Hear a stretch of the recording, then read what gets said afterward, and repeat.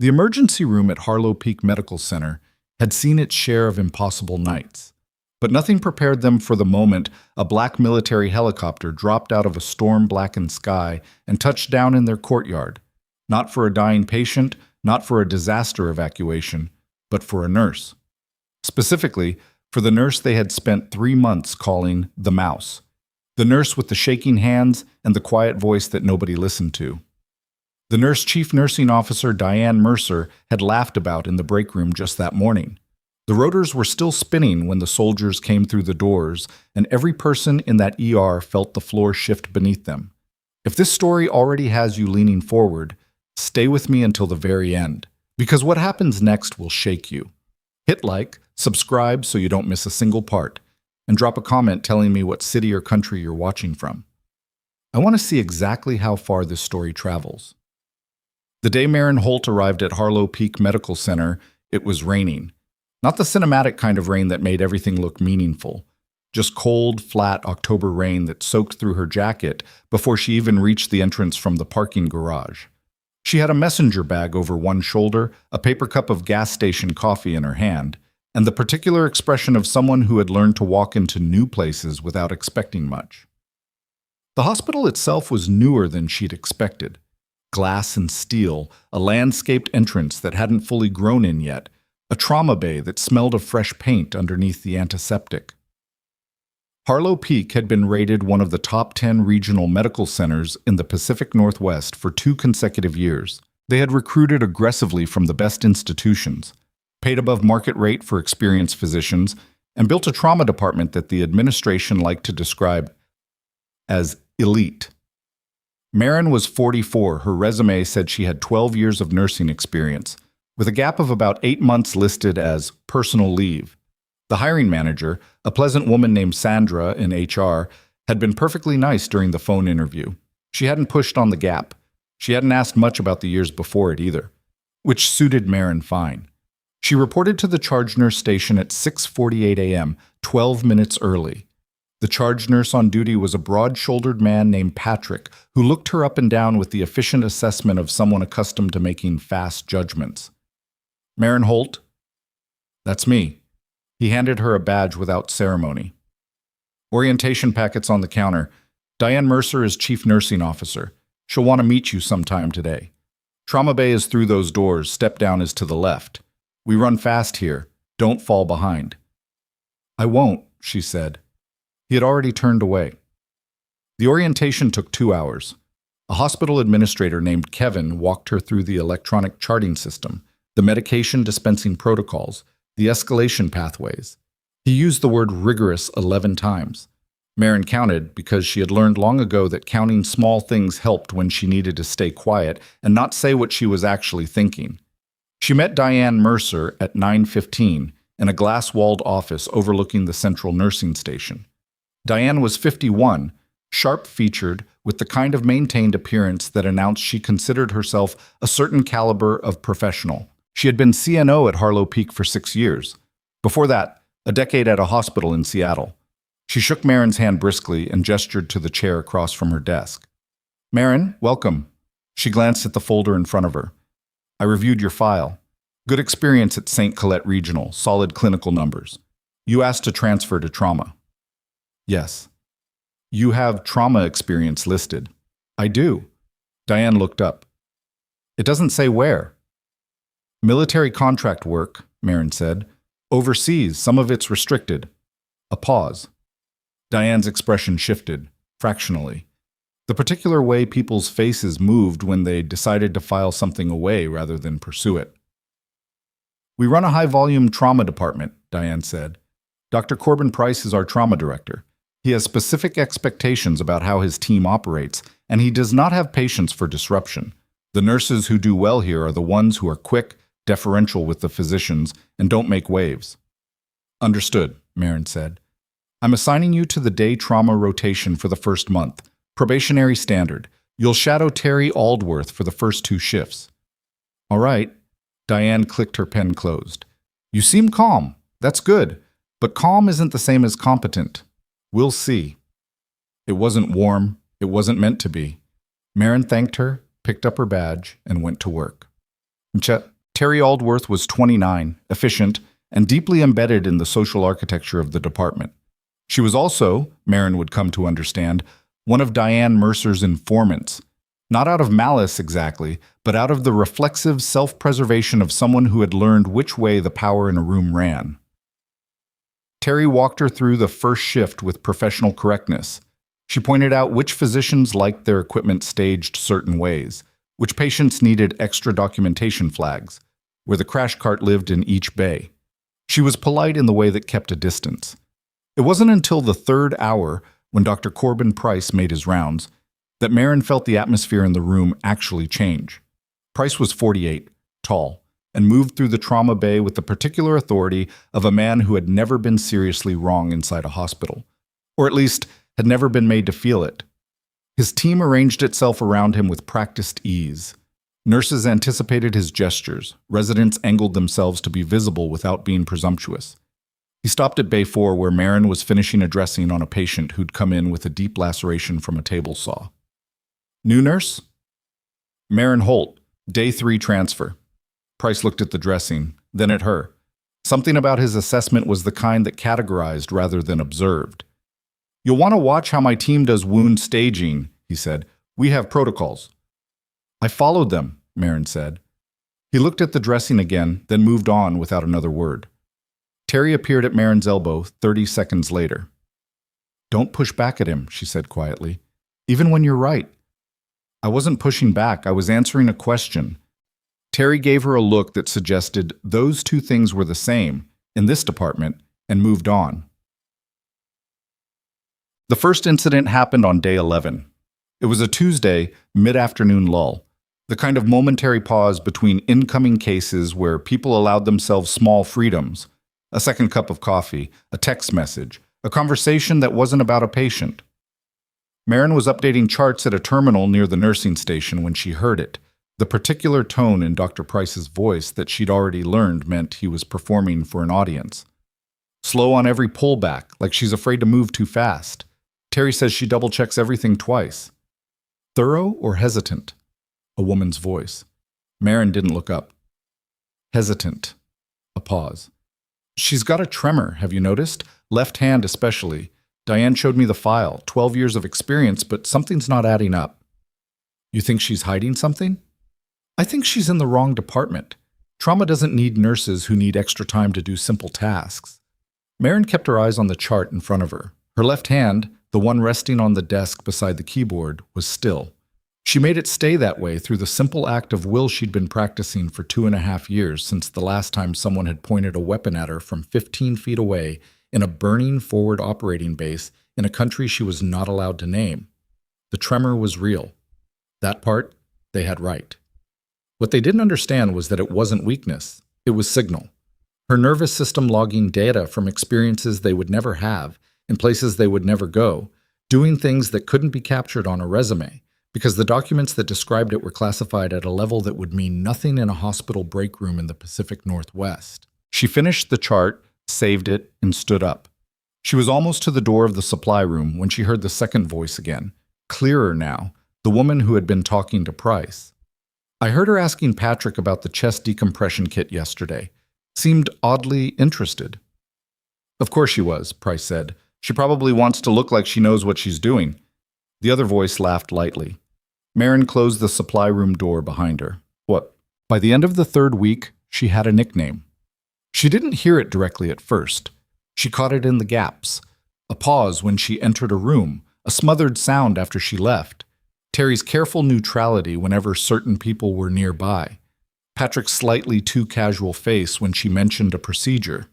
On day 22, one of the newer residents, a second-year named Cody who hadn't yet learned to be diplomatic, said it to another resident while standing 2 feet to Marin's left, apparently having decided she was not paying attention. Ask the mouse. Maybe she saw the chart. The other resident, a woman, dark hair, who did look briefly uncomfortable, glanced at Marin and then away. Marin set down the bag of IV fluids she was carrying. I did see the chart, she said, but the potassium was flagged at 6.2. You should rerun the BMP before you continue the diuretic. Cody blinked. I wasn't. I know. She picked the bag back up. Rerun the BMP. She walked away. Behind her, she heard Cody say something to the woman, something low and probably unkind, and the woman laugh again in that slightly uncomfortable way that meant she knew she should say something and wasn't going to. The mouse. She turned it over in her mind as she walked, the way she'd learned to examine things that might otherwise take up too much space. She thought about the name they'd had for her in another context, another world. Not a mocking name, a functional one. Call signs and designations attached to her record in ways she was still not at liberty to discuss. The contrast was almost funny. Almost. She had been at Harlow Peak for 31 days when the first medical disagreement happened in front of an audience. A 39-year-old man came in conscious but deteriorating. Chest pain, escalating, diaphoretic, blood pressure dropping. The paramedics called it a probable cardiac event. Dr. Price met the gurney at the bay door with his team arrayed behind him and began directing cardiac protocol within 40 seconds of the patient's arrival. Marin was on the other side of the gurney. She was doing what she always did, which was watch, not the monitors, not Price, but the patient himself. The color of him, the way he was holding his body, the specific angle of distress in his face. Doctor. Her voice came out the way it always did, low, even, not rushed. Look at his trachea. Price was already talking to his resident. Get cardiology on the line, we're running a STEMI protocol. Doctor, slightly louder. His trachea is deviated. Left side, this isn't cardiac. The room paused. Not because of what she'd said, because of the tone. Quiet authority had a particular frequency. People responded to it even when they didn't want to. Price turned. He looked at her with an expression that was more irritated than curious. Holt. He has a tension pneumothorax. His heart's being compressed. Cardiac protocol won't help him. He needs chest decompression right now. The patient made a sound, not a word, just a sound. The particular sound of someone whose body is running out of options. Price looked at the patient, at the monitor, back at Marin. His EKG shows. His EKG is showing what it looks like when a collapsed lung pushes your heart sideways, she said. I've seen it. Check the breath sounds. Another pause. Price picked up a stethoscope. He listened to the left side, then the right. The silence lasted 3 seconds. Then he said, with the controlled velocity of a man who had changed direction without wanting to, Get me a 14-gauge, second intercostal, mid-clavicular. It's already staged, Marin said. It was. She had set it up the moment she saw the tracheal deviation, before she said a word. The procedure took 90 seconds. The patient's blood pressure began climbing within 4. Nobody thanked her. Price moved on to the next case without looking at her, and the resident followed, and the 2 nurses who'd watched from the edges of the bay found other things to do. Marin cleaned up the kit, disposed of the needle, and noted the intervention in the chart. At the nursing station 20 minutes later, she heard Price talking to Diane. She made a scene in the bay, challenged me in front of the whole team and 2 paramedics. What happened? Patient was having a tension pneumo. She was right, technically, but the way she went about it, she undermined you. In front of everyone. I'm not running a department where nurses second-guess physicians at the bedside. Marin kept walking, chumped. The nickname evolved after that. She heard variations, quote, the mouse who squeaks, from Cody, which he seemed proud of. She heard Price refer to her as the nervous one in a context she wasn't supposed to catch, in a conversation with someone on the phone that she passed at exactly the wrong moment in the hallway outside his office. Her hands had been shaking on and off more frequently, not badly. She was managing it, but visibly, when she wasn't focused on containing it. Patrick noticed. She saw him notice, and she saw him decide not to say anything, which was its own kind of judgment. The tremor had started 2 years before, in the weeks after she came back. The neurologist she'd seen, military, confidential, experienced with exactly this kind of presentation, had a clinical term for it. Marin didn't use the clinical term. She called it what it was, her nervous system's record of a period of time that she was still processing, slowly, the way geological pressure processed rock. Not weakness, not damage, memory, living in her hands. She had applied for civilian nursing work because she needed to do something, and what she knew how to do was keep people alive. She had expected the transition to be imperfect. She had not quite anticipated this specific variety of difficult, but she was not surprised by it either. What surprised her, a little, was how much it still stung. She was good at absorbing things. She'd absorbed worse than nicknames. But there was something about the particular flavor of this contempt, the easy, comfortable contempt of people who had never had to do anything hard, that got in under her defenses in ways she hadn't anticipated. She went home on the 35th night, ate a meal she didn't taste, and sat for a while in the single chair she'd put by the window of her rented apartment. She could see the lights of the Cascade foothills from here, far away, a ridge of darkness against the lit sky. She had been in places where the darkness was actual, where what you couldn't see could kill you, where the difference between a good decision and a bad one was measured in seconds and in blood. She thought about the patient in Bay 4, the way his blood pressure had climbed, the specific sound of breathing returning. She got up, washed her dishes, and went to sleep. Day 41. A night shift. Marin had volunteered for it. The nights were different, quieter in some ways, more raw in others. The team was smaller. The pace was different. She had found that she did better in the nights, when the performative aspects of the department thinned out, and it was just the work. She was the senior nurse on shift at 2:17 a.m. when the call came in from the field medics. 53-year-old male, construction accident, suspected crush injury, vitals deteriorating in transport. The resident on call was a third-year named Marcus, smart and slightly too confident, who had never gotten the tension pneumo case out of his head, and who treated Marin with the wary distance of someone who couldn't decide if she was an asset or a threat. "Roll him in," Marcus said, pulling on gloves. "Call surgery." The gurney came through fast. The man, broad-shouldered, work-calloused hands still in his concrete-dusted clothes, was semi-conscious, wincing with each breath, blood pressure reading at 88/52. Marin was at the head of the gurney before it stopped moving. She scanned him the way she'd been trained to scan. Systematic, fast, everything at once. Crushed ribs, left side. Probable splenic involvement. But his color was wrong. His neck veins were distended. And she could see it again, the things she'd seen before, the things she'd spent years learning to see in conditions far worse than this. The tracheal pull, slight, almost imperceptible, to the right. "Marcus," she said it without emphasis. "He's got tension physiology again, right side this time."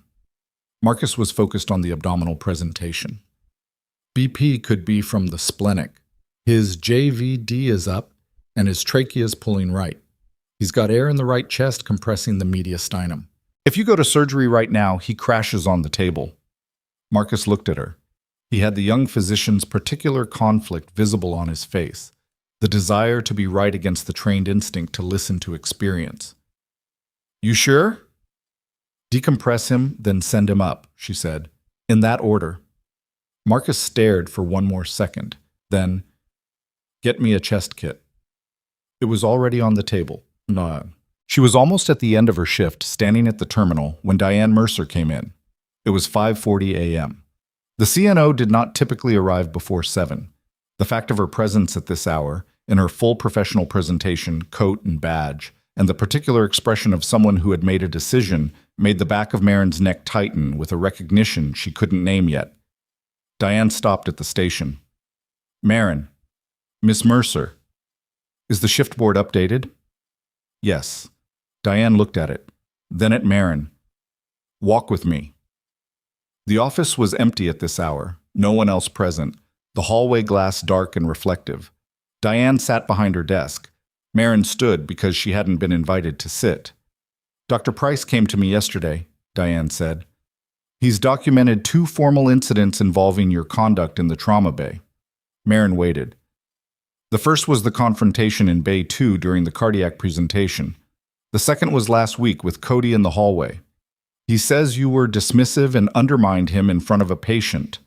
I told him to rerun a lab," Marin said, with an attitude that he found unprofessional. Marin let that sit in the air between them. "Marin," Diane's voice shifted slightly. Not softer, but more careful, the way someone's voice got when they were about to say something they'd rehearsed. I think you're struggling in this environment. The culture here is collaborative and it requires nurses who work within the team structure.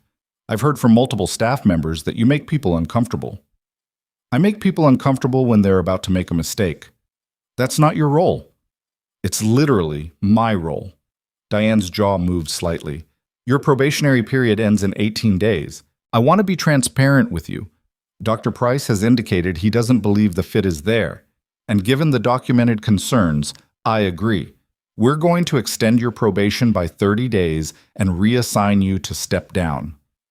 The step-down unit, one level below trauma, the unit where nurses went when the trauma team had decided they weren't trauma material. Marin looked at Diane Mercer across the desk. She thought about the 2 patients in the last 41 days. She thought about the specific sound of breath returning. "All right," she said. "I want this to work for you," Diane said. "But if you continue to have these confrontations, I'm going to have to recommend termination." "I understand," Marin said. She walked out of the office, back to the nursing station, and finished her shift documentation without speaking to anyone. The step-down unit was quieter. Diane had framed the reassignment as temporary, as a reset, as a chance for Marin to recalibrate her approach. The staff in step-down were pleasant enough, less charged than the trauma team, less concerned with hierarchy. A charge nurse named Bev, who had been at Harlow Peak for 16 years and who seemed to have made peace with most things, took Marin through orientation with the warm efficiency of someone who had seen many transfers and was not going to catastrophize about any of them. "Trauma's rough," Bev said, not unkindly. "Lot of egos over there." "I noticed," Marin said. "You'll be okay here. We mostly get cardiac post-procedure, surgical step-downs, a few ortho. Nothing that'll kill your instincts." Nothing that'll kill your instincts. Marin almost said something, thought better of it. She was on her 3rd shift in step-down when she heard, filtering through the connecting hallway from the trauma bay, the particular escalation of voices that meant something was going wrong fast. She was not assigned to trauma. She had no business going through those doors. She stood at the step-down nursing station and listened to the sounds organize themselves into a picture she could read. Too many voices giving instructions at once, the specific rhythm of a resuscitation that wasn't going well, and underneath it, a monitor alarm that was not being silenced because no one was getting to it. Bev appeared at her elbow. "You want to go look?" "I'm not assigned there." "No." Bev looked at the door. "But you want to?" Marin didn't answer. The alarm changed frequency. A small shift, almost nothing, but she'd learned to hear the subharmonics of those things. In environments where the instruments were older and more degraded than this, and the margins were thinner. She took 4 steps toward the connecting door. The trauma bay doors burst open before she reached them, and Marcus, the resident, was already moving toward her with something urgent reorganizing his face. "Holt!" His voice had the quality of someone who had gotten over their reservations. "I need you in there." She was already through the doors. The patient on the table was in his early 60s, gray at the temples, a business suit half cut away from his torso. His color was the particular gray-blue that she had learned to read at a distance in places far from here. The team around him, 2 nurses, Price, a second resident, had the choreography of a resuscitation that had been going for 7 minutes and was losing. She scanned in the first 2 seconds. No penetrating injury visible. The EKG showing a pattern she recognized. Blood pressure unmeasurable on the automated cuff. The second nurse holding manual pressure on a line that was not going to give them what they needed. "What do we have?" she said. "Cardiac tamponade," Price said, without looking up. His voice had the strained quality of someone maintaining control by will alone. "Got him from the clinic next door. He was having a procedure. How long since symptom onset?" 14 minutes. Marin moved to the head of the table. She looked at the ultrasound screen, the pericardial shadow. She looked at the patient's jugular veins. She looked at his blood pressure waveform on the arterial line that was barely maintaining a signal. "He needs a pericardiocentesis," she said. "Surgery's 5 minutes out." "He doesn't have 5 minutes." Price turned. His eyes met hers, and in them she saw the thing she'd been watching for.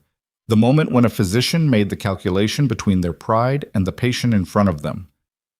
You've done one? Several. Where? Somewhere I can't tell you about. But I've done them, and this patient needs one in the next 90 seconds. The monitor alarm escalated. The patient's heartbeat was showing on the screen with the barely there irregularity that preceded a full arrest. Price made his decision in the space of a breath. Walk me through it. I'll guide your hands, she said. Get the kit. The kit was there. She positioned herself at Price's shoulder, spoke in the low, steady cadence she had used in other rooms, other circumstances, speaking into ears with static in them, through winds she was not going to think about right now. Subsaphoid approach. Angle the needle toward the left shoulder at 45 degrees. Advance slowly.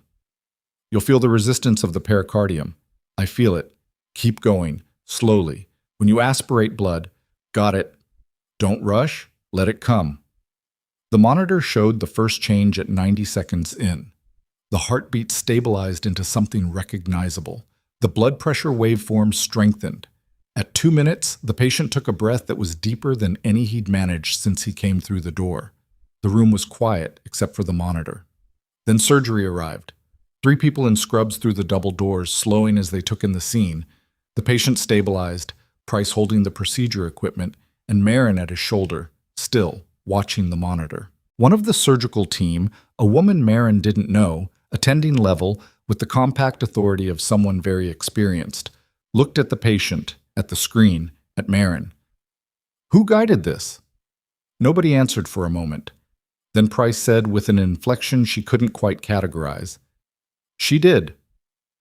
The surgical attending looked at Marin for a long moment. Good call, she said. The surgical team took over. The room began to decompress.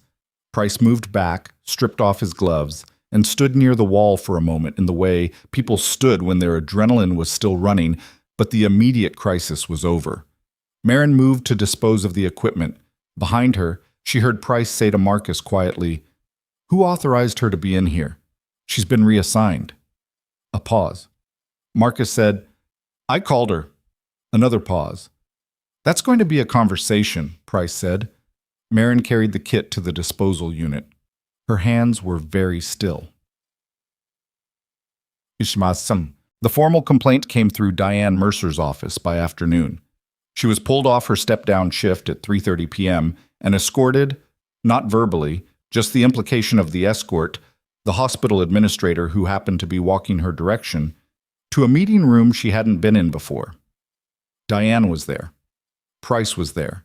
A woman from HR named Gail, who had a carefully neutral face. Marin, Diane said, you understand that yesterday you entered a trauma bay you have no current assignment to, and participated in a critical procedure without proper authorization. Marcus called me in. Marcus is a third-year resident. He cannot reassign nursing staff. Marin looked at the table, at the window, at the 3 faces. The patient was 3 minutes from a fatal arrest, she said. That's not the point. It's entirely the point. Price cleared his throat. Holt, I understand your intentions, but this is the 3rd incident in 7 weeks where you've operated outside your role. Regardless of the outcome, the conduct is a pattern that we cannot continue to accommodate. Marin studied him. She studied Diane. She thought about the man in his business suit, whose heartbeat was now steady in a room upstairs. She thought about the way Price's hands had steadied when she spoke to him, the way he'd listened, the way, in the actual moment, he had put the patient first. He wasn't a bad physician. He was a person with a hierarchy to protect. And in this room, right now, the hierarchy mattered more than the patient who was alive upstairs because of what had happened in that bay. I understand, she said. Diane set a paper folder on the table. We're recommending a formal suspension pending review. Given the pattern of the conduct concerns, it's possible this will result in termination. You'll be escorted to collect your personal items before you leave today. Marin looked at the folder, at Diane's steady, composed expression, at Price, who was looking at the window. All right, she said. She stood up. She was escorted, as promised, to her locker. She had a small collection of personal things, a photograph, a spare hair tie, a book she'd been reading on breaks. She put them in her bag. Patrick was at the nursing station when she passed. He looked at her bag and then at her face. and something moved through his expression. Not apology, not defense, just the complicated thing that happened to people who had watched something go wrong and hadn't known how to intervene. "Marin," he said. "It's fine," she said. "Take care of your patients, Patrick." She walked toward the exit. The rain had stopped at some point during the day. The parking lot was slick and silver under the late afternoon cloud cover, the mountains to the east completely obscured. A cold wind was coming through the valley, carrying something from higher elevation, the edge of the storm that had been building for 2 days in the forecast she hadn't been paying much attention to. She sat in her car for a moment with the engine off. Her bag was in the passenger seat, the photograph on top. She didn't look at it. She knew what it showed: 8 people in sand-colored gear in front of a vehicle in a landscape she was still not permitted to discuss, all of them dusty, several of them grinning, every one of them carrying the posture of people who had been through something together that had changed the way they understood both danger and safety. She had the thought she'd been pushing down for 7 weeks, that she had made an error in judgment coming here, that the version of normal life she'd been trying to build was going to require different materials than this, that the contempt of people who had never been tested was a specific kind of weight she hadn't accounted for. She put the key in the ignition. The scanner on her phone, the one she'd kept active, a habit she couldn't quite break, crackled with a frequency she recognized at a cellular level before she even processed what the channel was. Not civilian emergency dispatch. A different frequency altogether. Military coordination band. She sat very still. The voice that came through was clipped, precise, with the particular economy of someone trained to transmit under pressure. "Harlow Peak Medical. Confirm your trauma capability. We have a priority 1 incoming. Critical injuries. Requesting confirmation of senior trauma staff on site." Her phone lit up with a number she hadn't seen in 14 months. She looked at it for 1 full second.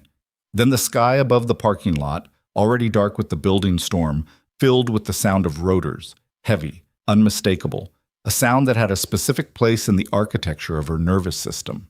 Not a civilian medevac.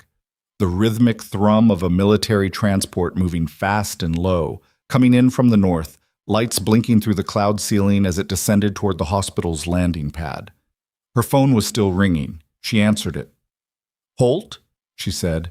The voice on the other end said 3 words before the connection crackled, and those 3 words reorganized everything. The afternoon, the suspension, the folder on the table in that conference room, the look on Diane Mercer's face, the 7 weeks of being called the mouse by people who had no idea what she had done with her hands in places they would never go. Her door was already open before the voice finished speaking. She was already moving. The 3 words were, "We need Holt." She crossed the parking lot at a run, bag over her shoulder, the cold wind cutting through her jacket, the sound of rotors growing louder and more specific as the helicopter descended. She could see it now. Not just lights, but shape. A modified MH-60, painted in the flat dark configuration she recognized, navigation lights blinking in a pattern civilian aircraft didn't use. It was coming in fast and controlled, the pilot adjusting for the wind shear off the ridge, and whoever was flying it was very good. She hit the side entrance at a velocity that surprised the security guard who'd been stationed there since her escort out 40 minutes earlier. He stood up from his chair, processing the contradiction of her, badge gone, bag in hand, suspended, and yet somehow moving with an authority that didn't invite questioning. "Ma'am, you've been—" "The helicopter," she said without slowing. "What bay are they landing at?"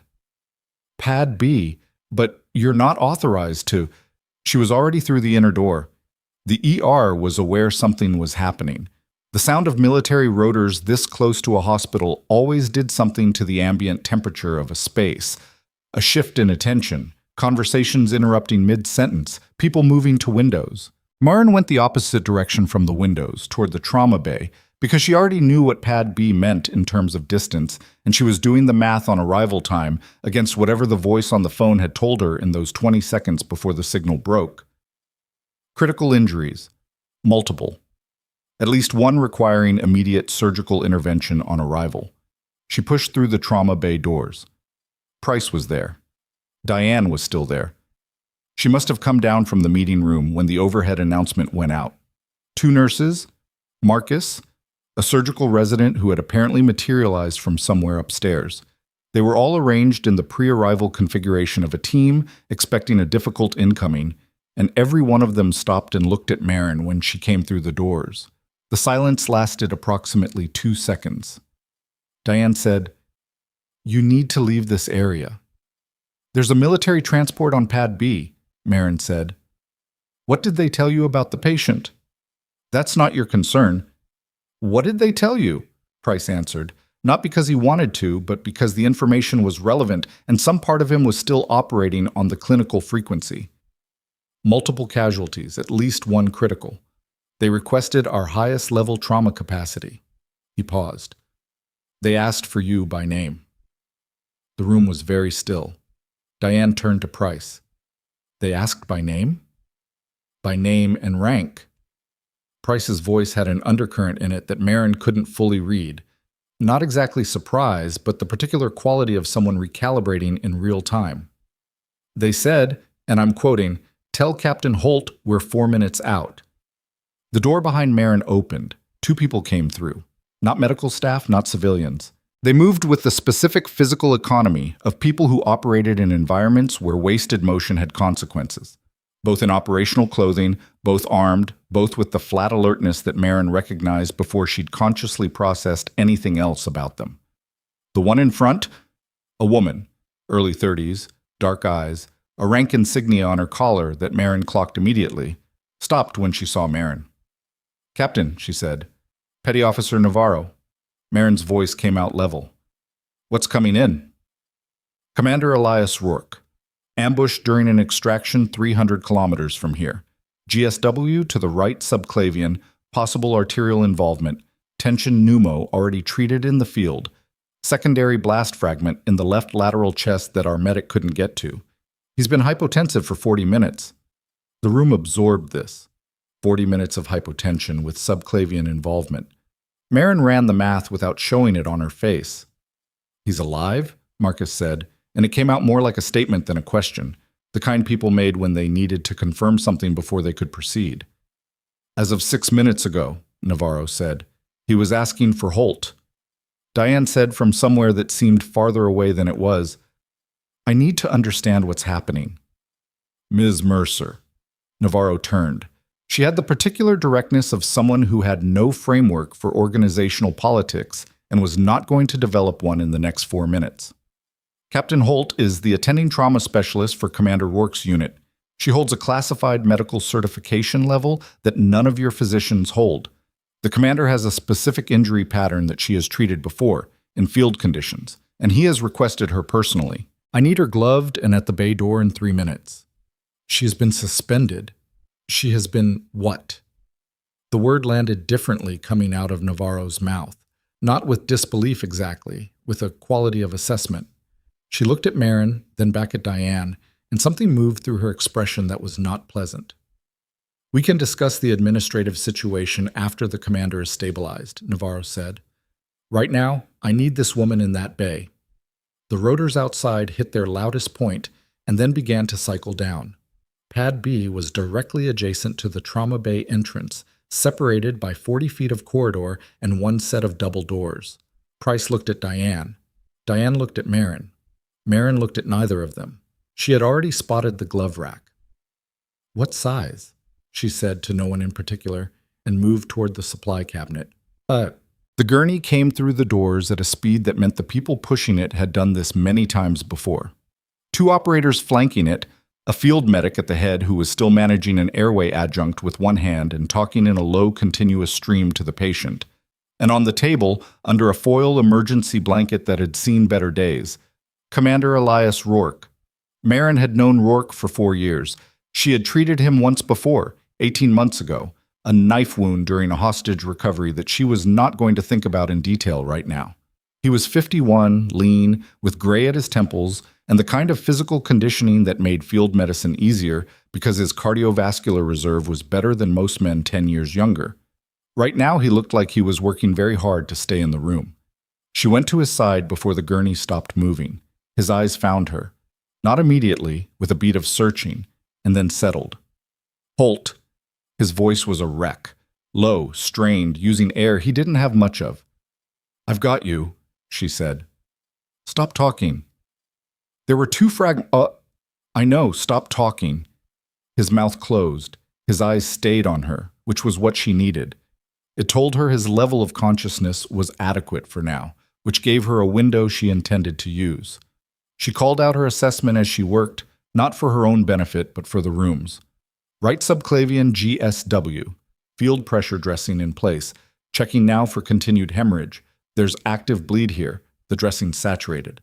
I need a vascular surgery team, not in 5 minutes now. Secondary fragment, left lateral chest. I need a thoracic ultrasound immediately. Marcus, get on his left side and run the fast. Marcus moved. No hesitation, no deference calculation, just movement, which was what she'd needed to see from him. Price was in the room. He had gloved up, she noticed, and positioned himself across the gurney from her, not directing, which was its own kind of information about how the room had reorganized in the last 90 seconds. "BP?" she said. 78/40, one of the nurses said. Too low. Still losing. He needs 2 large-bore IVs if field access is only 1 line. Navarro, what did he have going in? Single 18 in the left AC, field medic ran 2 liters of saline, Navarro said from the edge of the room. She'd stayed, which Marin noted. Run a unit of O-nig now and get a second line in the right antecubital. His right arm should be accessible even with the subclavian injury. She was already at the pressure dressing, assessing. The wound track was high, close to the clavicle, the trajectory suggesting the subclavian artery was nicked rather than severed, which was why he was still alive. But the operative word was still, and that window was closing. "I need OR2 available," she said, loud enough to carry. "Who's the vascular attending tonight?" A pause. Patrick's voice from somewhere. "Dr. Sumita Okafor. She's in-house." "Get her now." "She's in a procedure." "Tell her I need her the moment she's out. Tell her subclavian arterial involvement, partial laceration, patient has been hypotensive 40 minutes. She'll know what that means." The fast results came up on the screen. Marcus had the probe in place and was reading it with the focused quiet of someone who'd been scared into competence. "Pericardial effusion," he said. "Small, but it's there." Marin processed this without stopping what she was doing. The fragment had done more than one thing. Of course it had. Fragments were not precise. "How small?" Price said. He was standing closer now, looking at the screen. "Not yet critical," Marcus said. But it's going to be," Marin said. "We treat the subclavian first because that's what kills him in the next 15 minutes. Then Okafor needs to look at that pericardium before he goes to the ICU." She looked at Rourke. His eyes were still tracking, but more slowly. "Elias, stay with me." His mouth moved. He wasn't talking, just acknowledging. "BP's coming up slightly," the nurse on monitoring said. 82/44. "That's the blood getting in," Marin said. "It's going to drop again when he moves. We're moving him to OR2 in 5 minutes. I need everyone ready." She looked up and found Price's eyes. He held her gaze for a moment, and she could see him working through something. Not the medicine. He had the medicine. He was good at the medicine. Something else, some architecture of the last 7 weeks rearranging itself in his face. "What do you need from me?" he said. It was the right question. It was not a small thing for him to ask it. "Stand by on the pericardiocentesis kit," she said. "If his rhythm goes south before we get him upstairs, we'll need to pull that effusion here." "I can do that." "I know you can," she said, and meant it. The transfer to OR2 was not smooth. Nothing was smooth. Rourke's pressure dropped during the elevator ride. Briefly, enough that Marin called for the kit, and then it stabilized and she held off, hand already reaching, waiting the way she'd learned to wait in field conditions when the decision window was 10 seconds, and the consequences of early action were almost as bad as late. The elevator opened. They moved fast. Dr. Sumita Okafor was scrubbed and waiting when they came through the OR doors. A compact woman in her late 40s, with the particular stillness of a very skilled surgeon and the expression of someone who had been told something alarming and was managing it into useful focus. "Talk to me," Okafor said. Marin gave it to her in 30 seconds, clean, no excess. Okafor listened without interrupting, which was the quality Marin had needed to see. "Subclavian first," Okafor said. "I agree. Effusion we watch. If it grows during the procedure, we adapt." "I'll be at his head," Marin said. "He's my patient." Okafor looked at her, not challenging, assessing. "You're the suspended nurse," Okafor said. "I'm the person he asked for." A beat. "Stay at his head," Okafor said. "Don't touch my surgical field." "Wasn't planning to." The procedure took 2 hours and 11 minutes. Marin spent most of it at the head of the table, monitoring Rourke's neurostatus, managing his airway in tandem with the anesthesiologist, watching his vitals with the specific attention of someone who had done this in conditions where the instruments were less reliable than these, and the backup options were considerably worse. Okafor worked with the efficiency of someone who didn't waste motion. The subclavian repair was clean once they had access. The laceration was partial, as Marin had estimated, manageable with direct suture repair. The effusion had not grown during the procedure. They would watch it. Rourke was in stable condition when they transferred him to the surgical ICU at 11:40 p.m. Marin pulled off her gloves in the scrub room and ran cold water over her wrists, a habit she'd had for years that had nothing to do with hygiene and everything to do with the specific way her body needed to decompress after sustained high-stakes attention.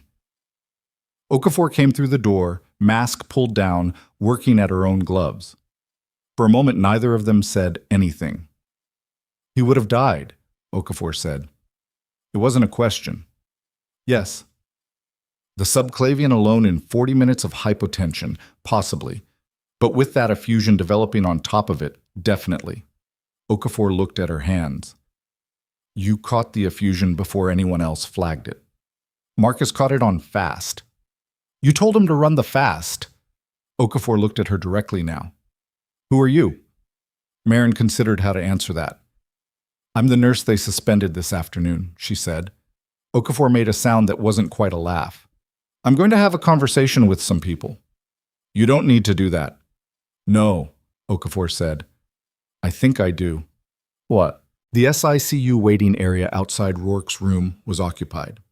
Navarro was there, and 2 of the operators from the helicopter, and a man Marin didn't recognize in civilian clothes who had the bearing of someone official in a way that had nothing to do with the clothes. When she came through the door, they all oriented toward her with the same attention, and the man she didn't recognize stood up.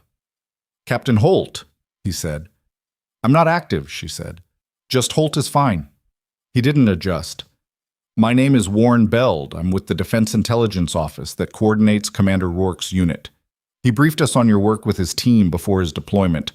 We've been monitoring the situation here." He paused. "The situation at the hospital."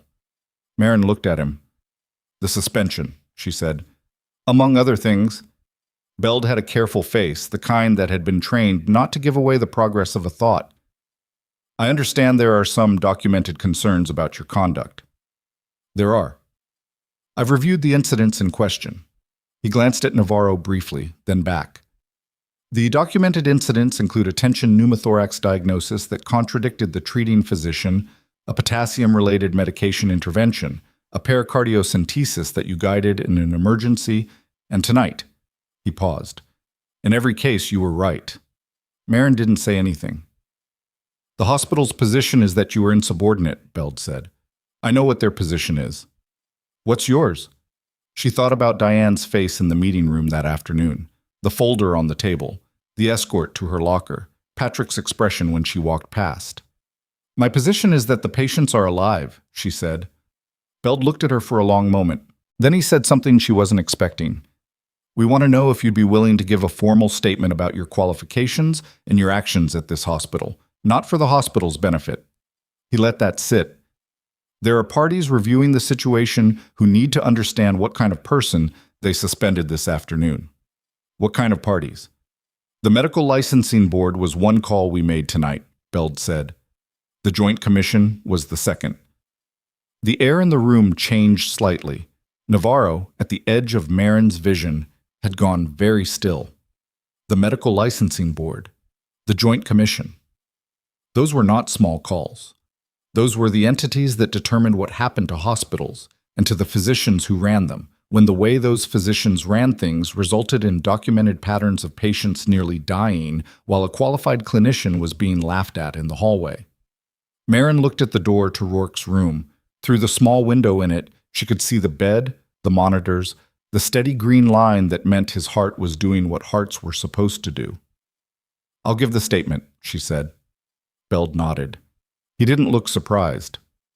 "There's one more thing," he said. "Something we need to tell you about what we found while we were looking into the hospital's conduct." He reached into the inside pocket of his jacket. What he pulled out was a folder, thin, 3 or 4 pages, and the header she could read from 2 feet away made everything in the last 7 weeks suddenly rearrange itself into a different shape entirely.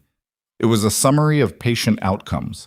Harlow Peak Medical Center, Trauma Department, 12 months of data, and the number of cases flagged for physician error that had been quietly buried in administrative review was not a small number.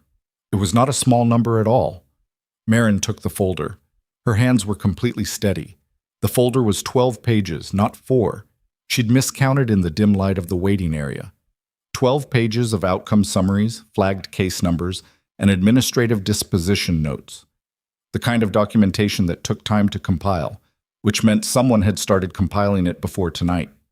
She read it standing up in the SICU waiting area, while Navarro and the 2 operators sat without talking, and Beld watched her with the patient attention of someone who already knew what the pages said and was waiting to see how she processed them.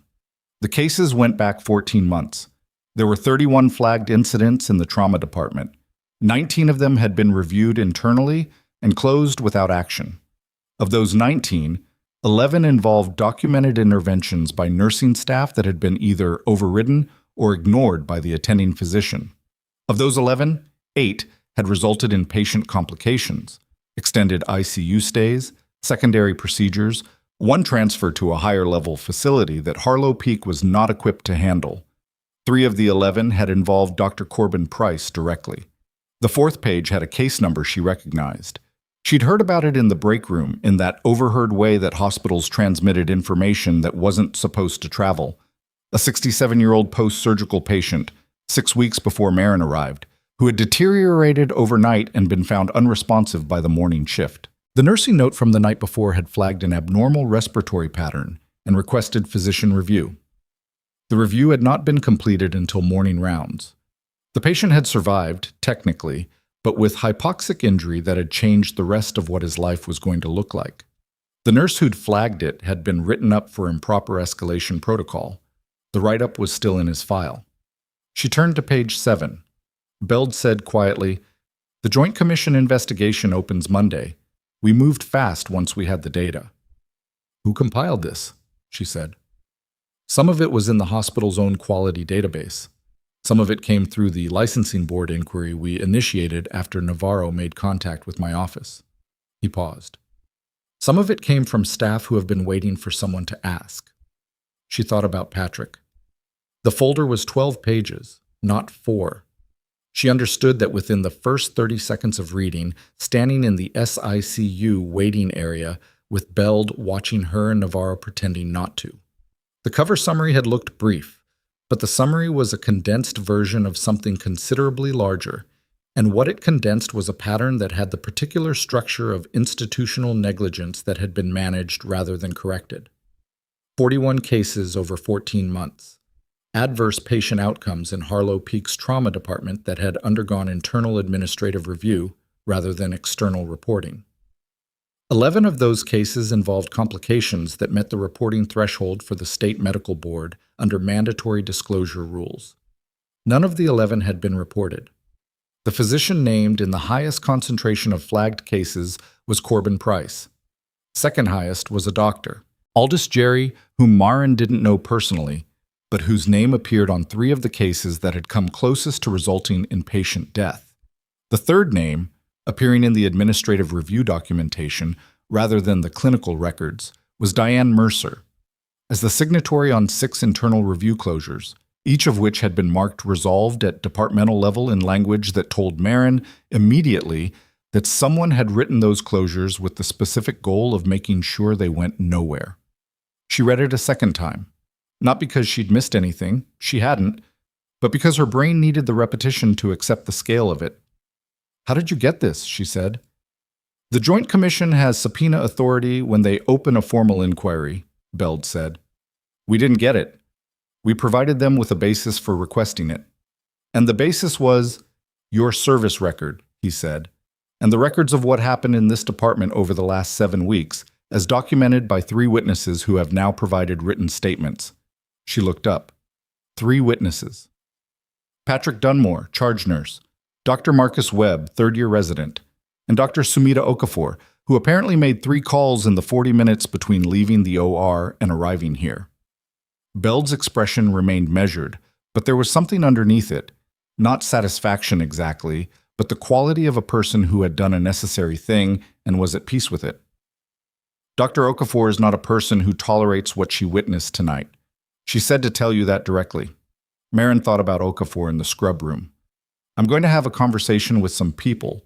She had assumed that meant the morning. She should have understood that a woman like Okafor didn't wait for morning. "What happens now?" Navarro asked from the corner. She had dropped the pretense of not listening. "Formally, the Joint Commission inquiry begins tomorrow morning," Beld said. "Investigators will be on site. They have the authority to request staff interviews, pull documentation, review the administrative records going back 36 months. He paused. "Informally, the hospital's legal counsel was notified an hour ago. I expect there will be a considerable amount of activity in certain offices tonight." Marin set the folder down on the low table beside her. She thought about Diane Mercer's voice in the meeting room that afternoon. "We're recommending a formal suspension pending review." The careful, rehearsed cadence of it. The folder with her name on it.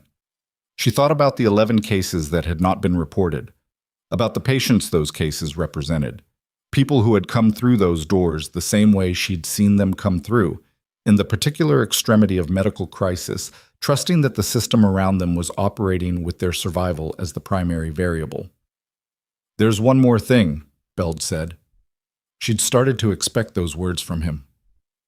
"Commander Rourke's extraction was not a routine operation," he said.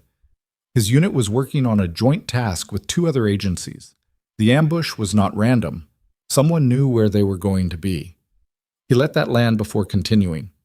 "He is currently the primary witness in a classified proceeding. The injuries he sustained tonight were meant to ensure he didn't reach that proceeding." The room was very still. "He needs to survive," Beld said, "not just medically. He needs continuous monitoring.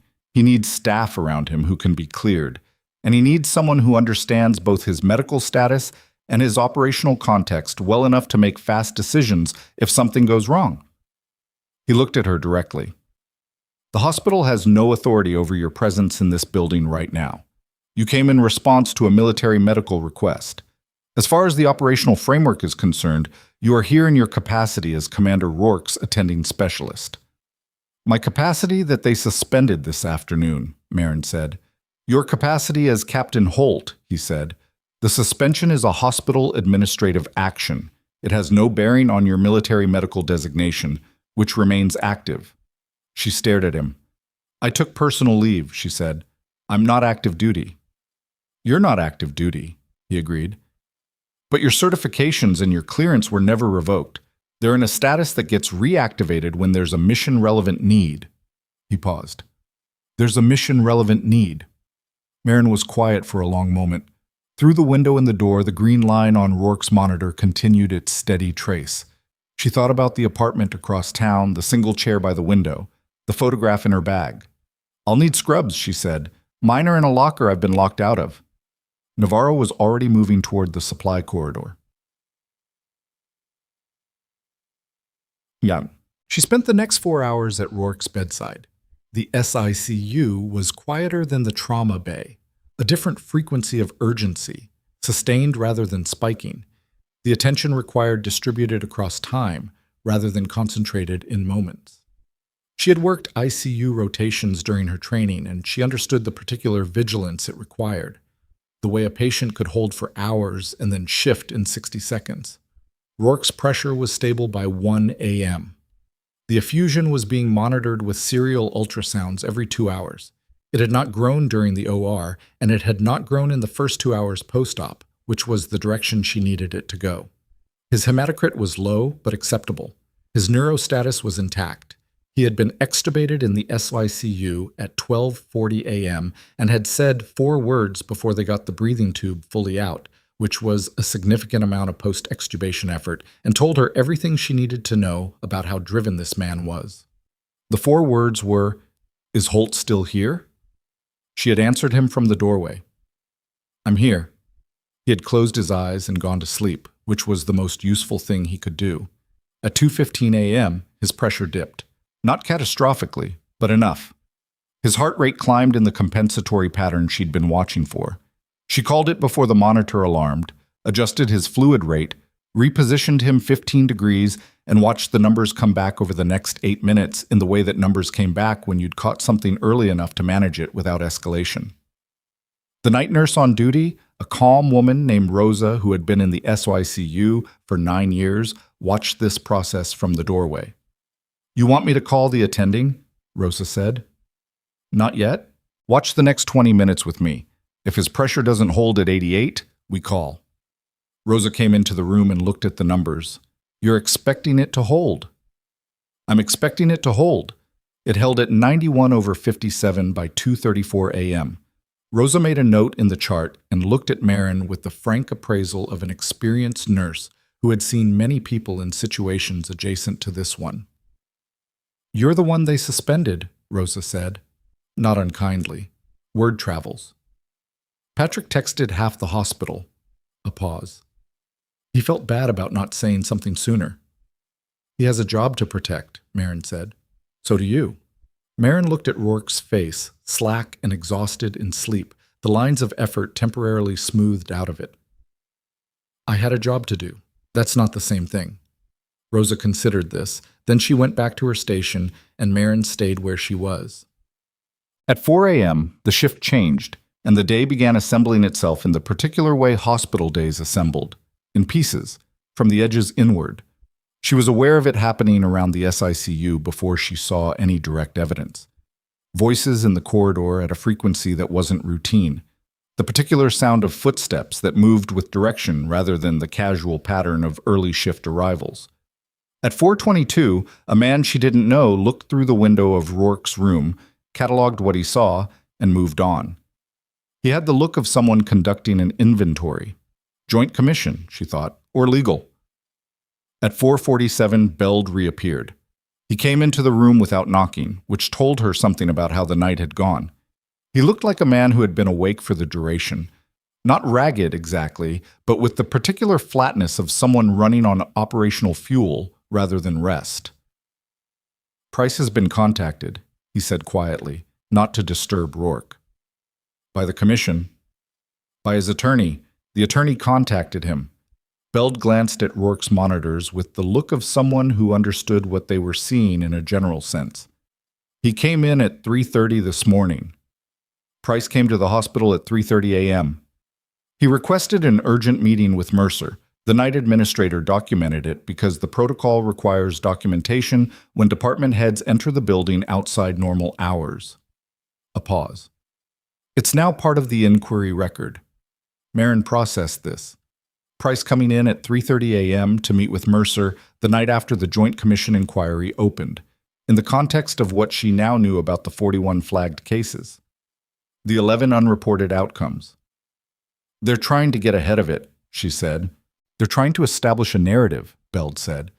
"The narrative they're establishing involves your conduct, your suspension, and your unauthorized presence in a military operation tonight." "My authorized presence," she said. "I know that. They don't know I know that." His expression shifted fractionally, the closest thing to dry she'd seen from him. "They're going to argue that your actions tonight were motivated by personal grievance against the department rather than patient care. They're going to suggest you used a military contact to insert yourself into a situation you had no business being in order to create the appearance that the hospital acted wrongfully in suspending you." She looked at him. That's quite a theory, she said. It's the theory of people who have not yet seen Commander Rourke's testimony about why his unit made this specific hospital their first and only destination. Rourke's voice came from the bed, rougher than she expected, sleep-scraped and low. My testimony is going to be very clear on that point. They both turned. Rourke was not quite fully awake, but his eyes were open and tracking, and his expression had the particular quality of a man who had been lying still and listening for some time. Elias, Marin said, you need to sleep. I slept 3 hours. He moved, testing the limits of his current situation, and made a face at what he found. Don't try to go through anything important without me in the room. I have standing in this proceeding that neither of you do. You also have a partially repaired subclavian artery and a pericardial effusion we're still watching, she said. Both of which are going to be fine, he said, because you're here and you don't let things go wrong when you can prevent it. He looked at Beld. What time is the formal commission session? 9 a.m., Beld said. Main conference room, ground floor. I want a representative present. Already arranged. Rourke looked at Marin. You're going to be asked to give testimony about your time in this department. I know. All of it, he said. Not just the last 7 weeks. The commission has asked for a full account of your qualifications and your clinical record. That means some of your service history is going to be entered into a formal proceeding. She understood what that meant. Certain things about her record existed in a classification tier that required specific authorization to disclose. Rourke was telling her, in the oblique way that people with clearances told each other necessary things, that the authorization had been obtained. How much? She said. Enough, he said. Everything relevant has been cleared. Beld's office processed it tonight. She was quiet for a moment, her service record, the gap on her resume. The things that could not appear on a hospital intake form, the 12 years that had existed in a world entirely separate from the one she'd been trying to build here. The people in that department, Rourke said. His voice was still rough, but his eyes were steady. They thought they knew what they were looking at when they looked at you. They thought they were looking at a nervous middle-aged nurse with a tremor, she said. And instead they were looking at one of the most experienced trauma clinicians in the Pacific region, with a combat medical record that most hospital physicians couldn't approach with a decade of additional training. He stopped, conserving breath. They made that judgment with no information, and then they made decisions based on that judgment that endangered patients. 41 of them, she said, plus every patient who came through those doors while a qualified physician was being shielded from consequences by an administration more interested in its ratings than its outcomes. He shifted again, careful. The commission isn't just reviewing your suspension. They're reviewing the entire department's conduct for 14 months. She had understood that from the folder. Hearing it said aloud was different. That's going to damage the hospital, she said. The hospital damaged itself. His voice was flat. You didn't create the pattern, Marin. You just came in at the moment when one more case would have made it impossible to ignore. She looked at the window. Gray light was starting to build outside. Early morning, the storm that had been threatening for 2 days finally breaking, rain beginning against the glass with the flat percussion of serious weather. Get some sleep, she told him. You're going to need your voice for 9 o'clock. He closed his eyes without arguing, which told her he was still not well, because Elias Rourke never stopped arguing when he had the strength to continue. At 6:30 a.m., the hospital began filling in the way hospitals filled in during a normal morning, and the incongruity of a normal morning on top of what had happened in the last 12 hours created a particular kind of tension that Marin could feel in the building itself. A slight wrongness in the ambient noise, conversations stopping with a half-beat of hesitation, people orienting toward the main conference room corridor without quite knowing why. She was at the SICU nursing station, updating Rourke's chart, when Marcus found her. He looked like he hadn't slept. His white coat was the same one he'd been wearing when the helicopter came in, slightly rumpled now, and his face had the expression of someone who had been doing a great deal of thinking in the wrong hours of the night. Holt, he said. She looked up. I wanted to say... He stopped. Started again. I should have called you in the first time. The tension pneumo case. when Price overruled you and the patient crashed. I should have said something then. She studied him. He was 28 years old and he was exhausted and he was trying to be honest, which was more than some people managed at any age. You said something last night, she said, when it counted. It shouldn't have taken 7 weeks and a military helicopter. No, she agreed. It shouldn't have. He absorbed that.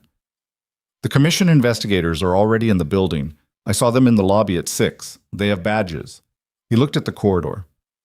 Price and Mercer are both here. Jerry, too. The other one in the file. I saw his name last night. I know about the cases. Everyone knows about the cases now. He paused. Patrick sent a group message. I know. The whole nursing staff knows what happened, most of the residents. He looked back at her. People are angry, not at you. She went back to the chart. They should direct it at the commission session. That's where it matters. He was quiet for a moment, then, is the commander going to be okay? She thought about the green line on the monitor, stable through the night, the effusion holding, the pressure that had dipped at 2:15 and come back. He's going to be okay, she said. Marcus nodded, twice, like he needed the repetition. Then he walked away toward the elevators, and Marin saved the chart entry and stood up. It was 6:44 a.m. She had 2 hours and 16 minutes before the commission session. She needed coffee she was not going to be able to get from the hospital's break room, because the break room was Terry Aldworth's territory, and Marin was not going to walk into that room this morning. She walked to the vending machine alcove on the 3rd floor, the one nobody used because it was 2 floors away from anything, and the coffee came out slightly too hot. She put her money in, collected the cup, and stood in the alcove drinking it, watching the rain come down the window at the end of the hall. Her phone buzzed. It was a number she didn't recognize. She almost didn't answer it. She answered it. The voice on the other end was male, clipped, official in the way of someone who had made many calls like this and was not going to use more words than necessary. Captain Holt, this is Investigator Terrence Falk, Joint Commission. I'm calling to confirm your presence at this morning's session. I'll be there, she said. Good. A pause.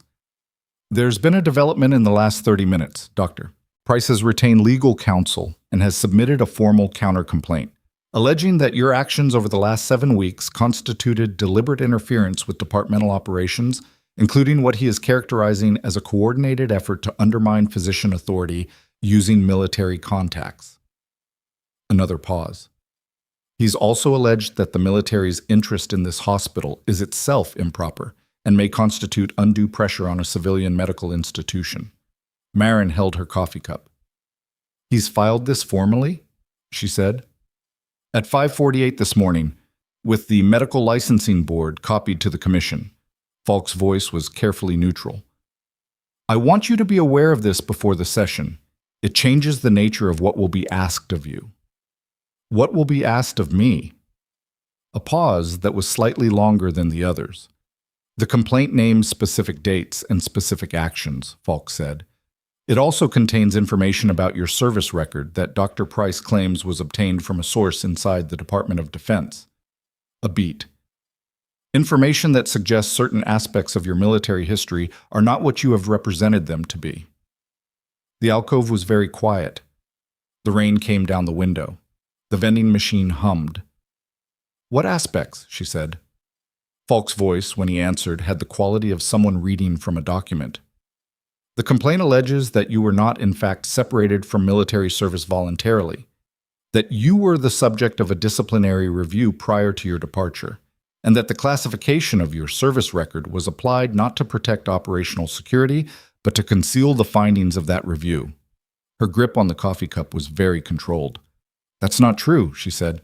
I believe you, Falk said. But he has a document. The words sat in the air between them like a stone in still water. What document? She said. I don't know yet, Falk said.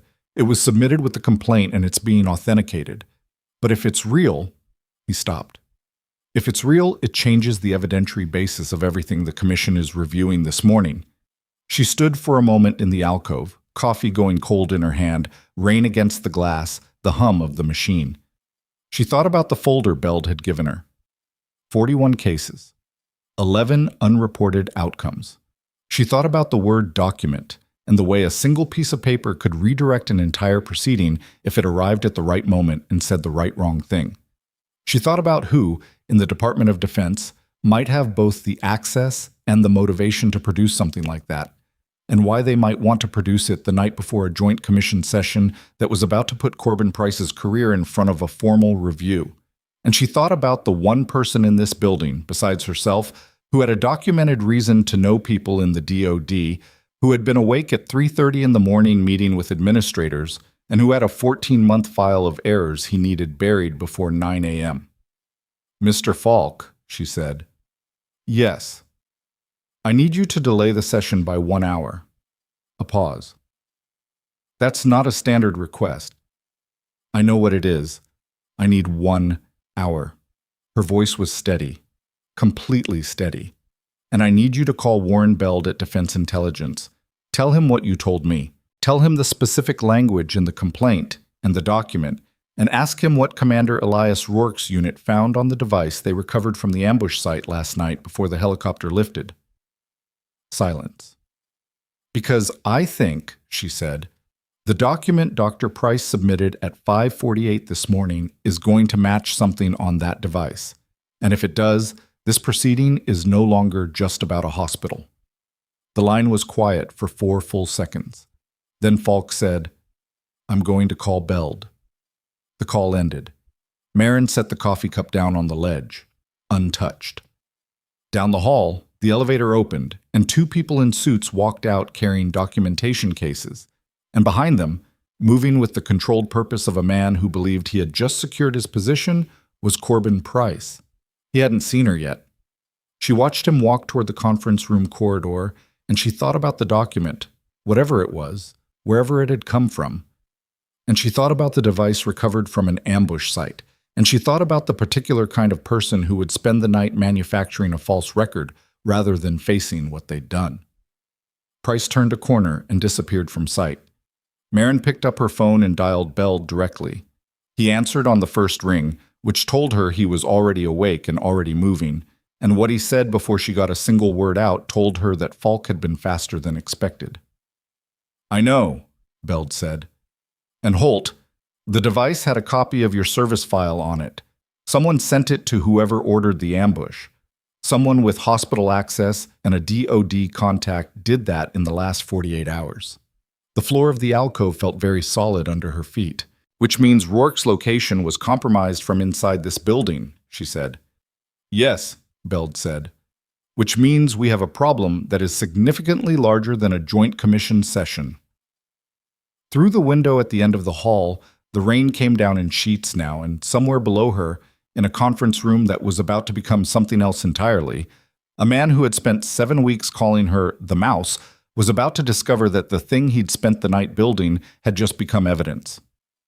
She had 8 minutes before Beld needed her on a call with the commission's legal coordinator, and she used 4 of them standing at the window watching the rain come down, while her brain worked through the architecture of what she now knew. The ambush had not been random. Rourke's extraction route had been compromised, which meant his location had been transmitted to people who wanted him dead before he reached his testimony.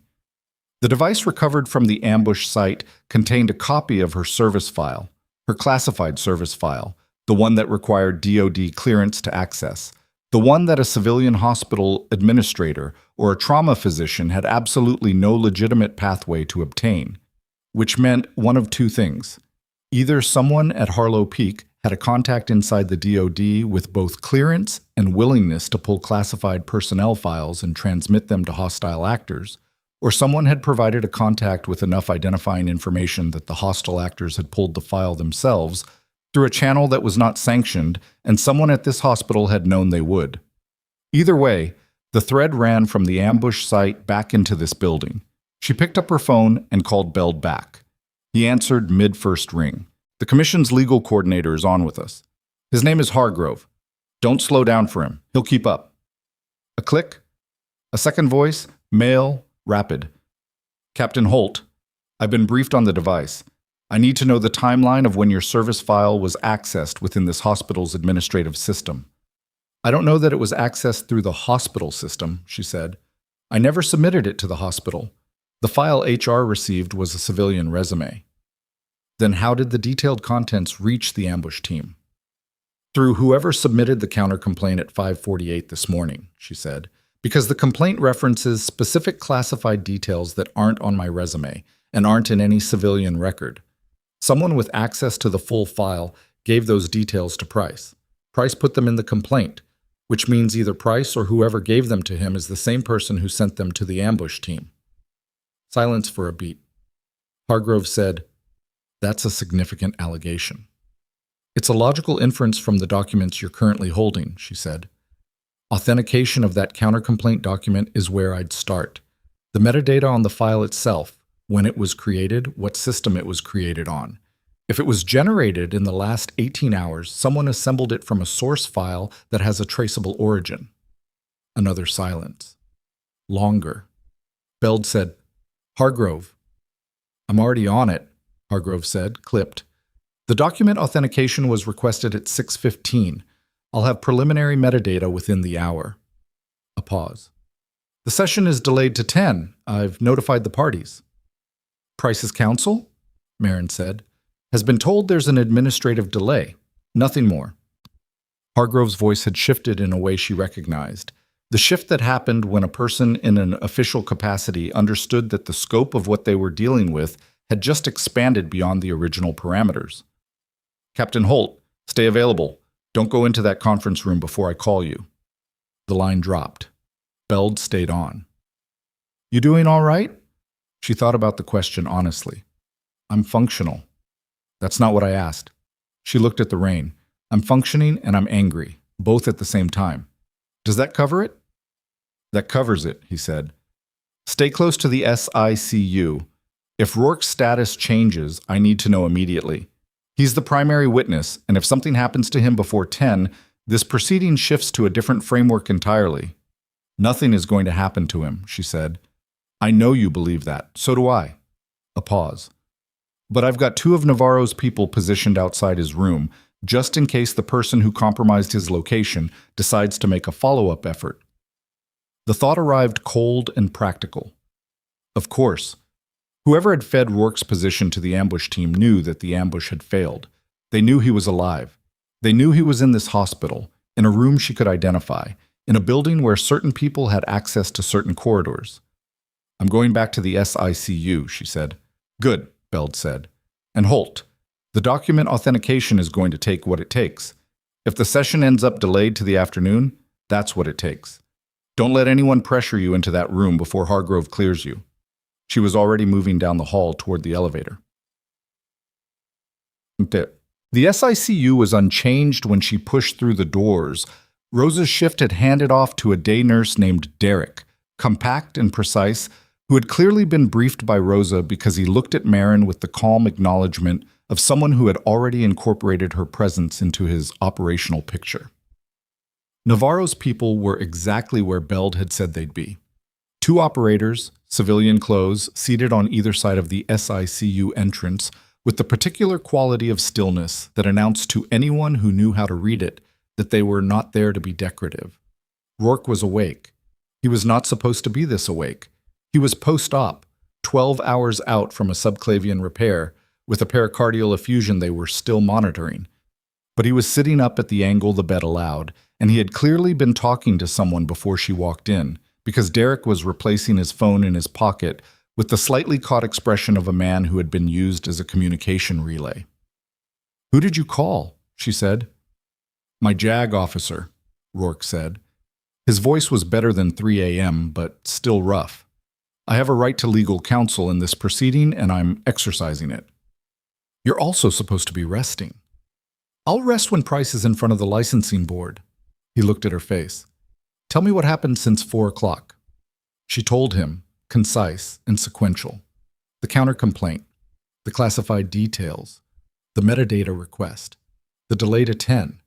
His expression didn't change much during it, which was how she knew he was working hard to keep it controlled. Rourke, in an unconstrained state, was not a man whose face stayed neutral when he heard things that angered him. When she finished, he was quiet for 12 seconds. She counted. "The file on the device," he said, "the one recovered from the ambush site. What format was it in?" Bell didn't specify. Find out.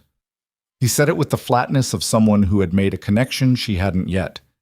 Ask him specifically what format and what metadata is attached to that file, not the counter-complaint document, the one on the device. Why? Because there are two ways to get a classified personnel file. You access it through an authorized DoD system, which creates an access log that is permanent and auditable, or someone who already has it, someone who is given a copy through legitimate channels for a legitimate operational reason, transmits it manually, outside any official system. He looked at the window, which doesn't create an access log, because the system was never queried. The file was already in someone's possession. She stood very still. Who would have my file in their possession for a legitimate operational reason, she said, even though she already knew where this was going. Anyone who was vetting personnel for joint operations that involved your unit, Rourke said. Anyone who was part of an oversight structure that reviewed your team's deployment. Anyone who had a position that required them to receive personnel files for the people they were responsible for, or the people they were investigating. I was never under investigation, she said. No. His eyes came back to her. But there was a review conducted of your entire unit's operational record 18 months ago. Standard post-deployment review. Every personnel file in the unit was transmitted to the review board. She knew about the review. She had been interviewed as part of it. It had concluded without findings. Who ran the review board? She said. Rourke's jaw moved. A DoD contractor. Third-party independent review standard protocol. The company was called Valinex Group. The name didn't register. She let it sit. And the lead investigator from Valinex on that review, Rourke said, had a brother-in-law, a physician, who left federal contract work 3 years ago to take a position at a regional hospital in the Pacific Northwest. The room was very still. Dr. Aldous Jerry, she said. Dr. Aldous Jerry, Rourke said, who appears in the third highest concentration of flagged cases in that administrative file, who has a documented record of errors that were buried by Diane Mercer's office, who had a personal motivation, a professional and financial motivation, to ensure that the hospital's conduct record remained sealed and that anyone who might expose it was removed from the picture as quickly as possible. He stopped to breathe carefully. And who, 3 weeks before you arrived at Harlow Peak, filed a personnel inquiry with the DoD Review Office asking about the disposition of files from the 18-month review. You knew this, she said, not accusing, just placing it. I knew part of it. Beld's team found the rest overnight. He looked at her steadily. The ambush was not primarily about silencing my testimony, Marin. That was secondary.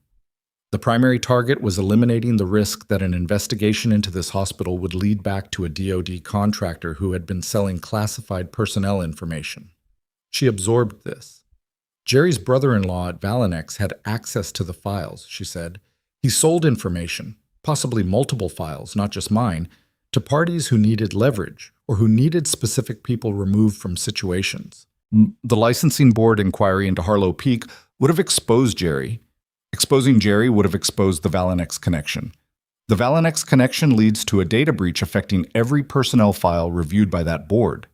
He paused, which is not a small number of files. She thought about the shape of it, the way it had assembled itself around her arrival, not because she had been targeted specifically, but because her presence had created a risk that a pre-existing arrangement could not accommodate. They hadn't known who she was when she arrived. They'd found out, piece by piece, as she proved harder to dismiss than they'd expected. And when they finally understood what they were dealing with, they hadn't tried to accommodate her. They'd tried to bury her. Call Beld, Rourke said. Tell him about Valinex and the personnel inquiry. He needs that before 10 o'clock. She was already dialing. Tijit. The next 2 hours moved in the particular way that hours moved when a situation had exceeded its original perimeter and was expanding into something with more variables than any single person could track. Beld received the Valinex information and went quiet for 90 seconds, which told her he was integrating it against something he already had. When he came back, he was speaking faster than she'd heard from him before. Not agitated, just accelerated, the quality of someone whose pattern had just completed. He had already requested Jerry's personnel history from the hospital's HR system. What HR provided showed a gap in Jerry's record that matched the period of the Valenex review.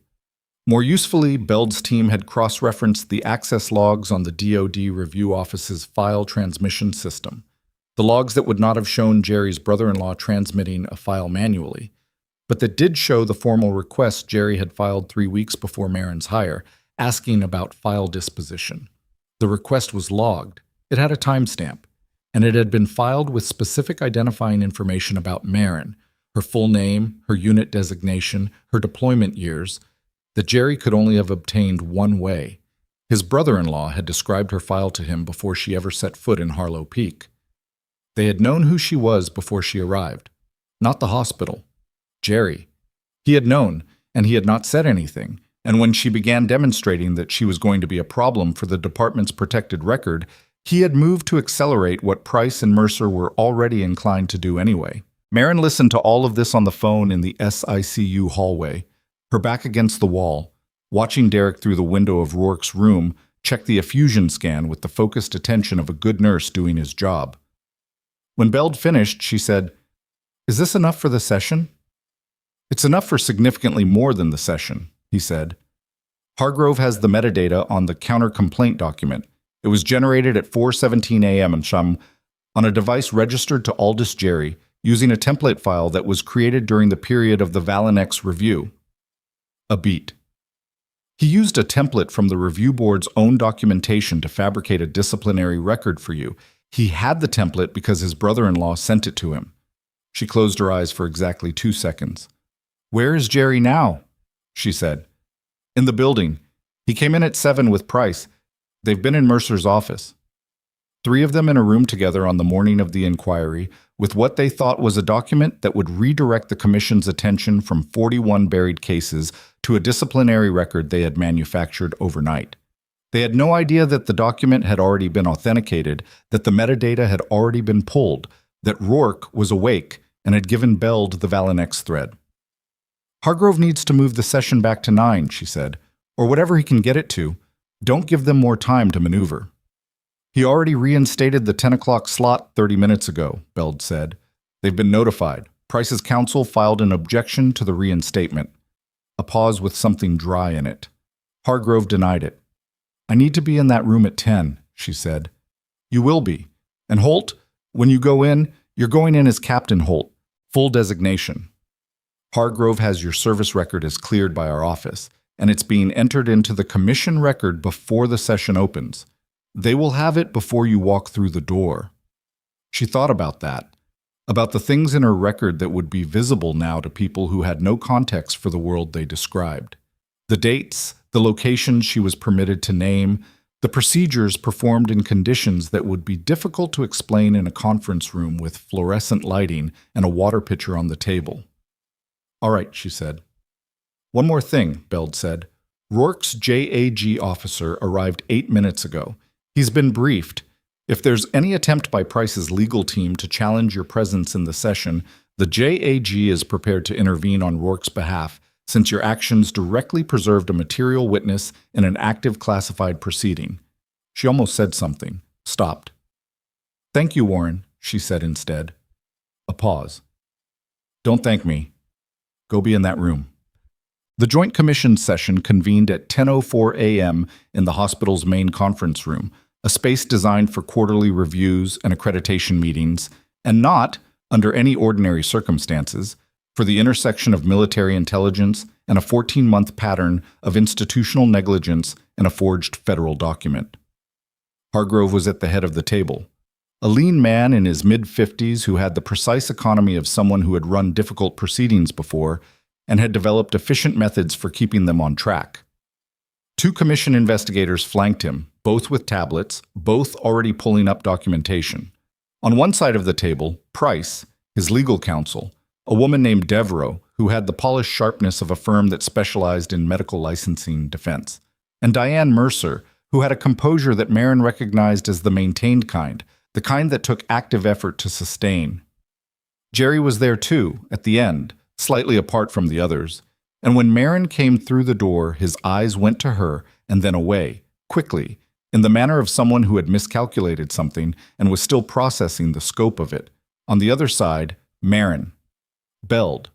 Rourke's JAG officer, a lieutenant commander named Vasquez, and to Marin's right, Dr. Sumita Okafor, who had apparently decided that her presence was not optional and who sat with the particular stillness of a woman who had a great deal to say and was conserving it precisely.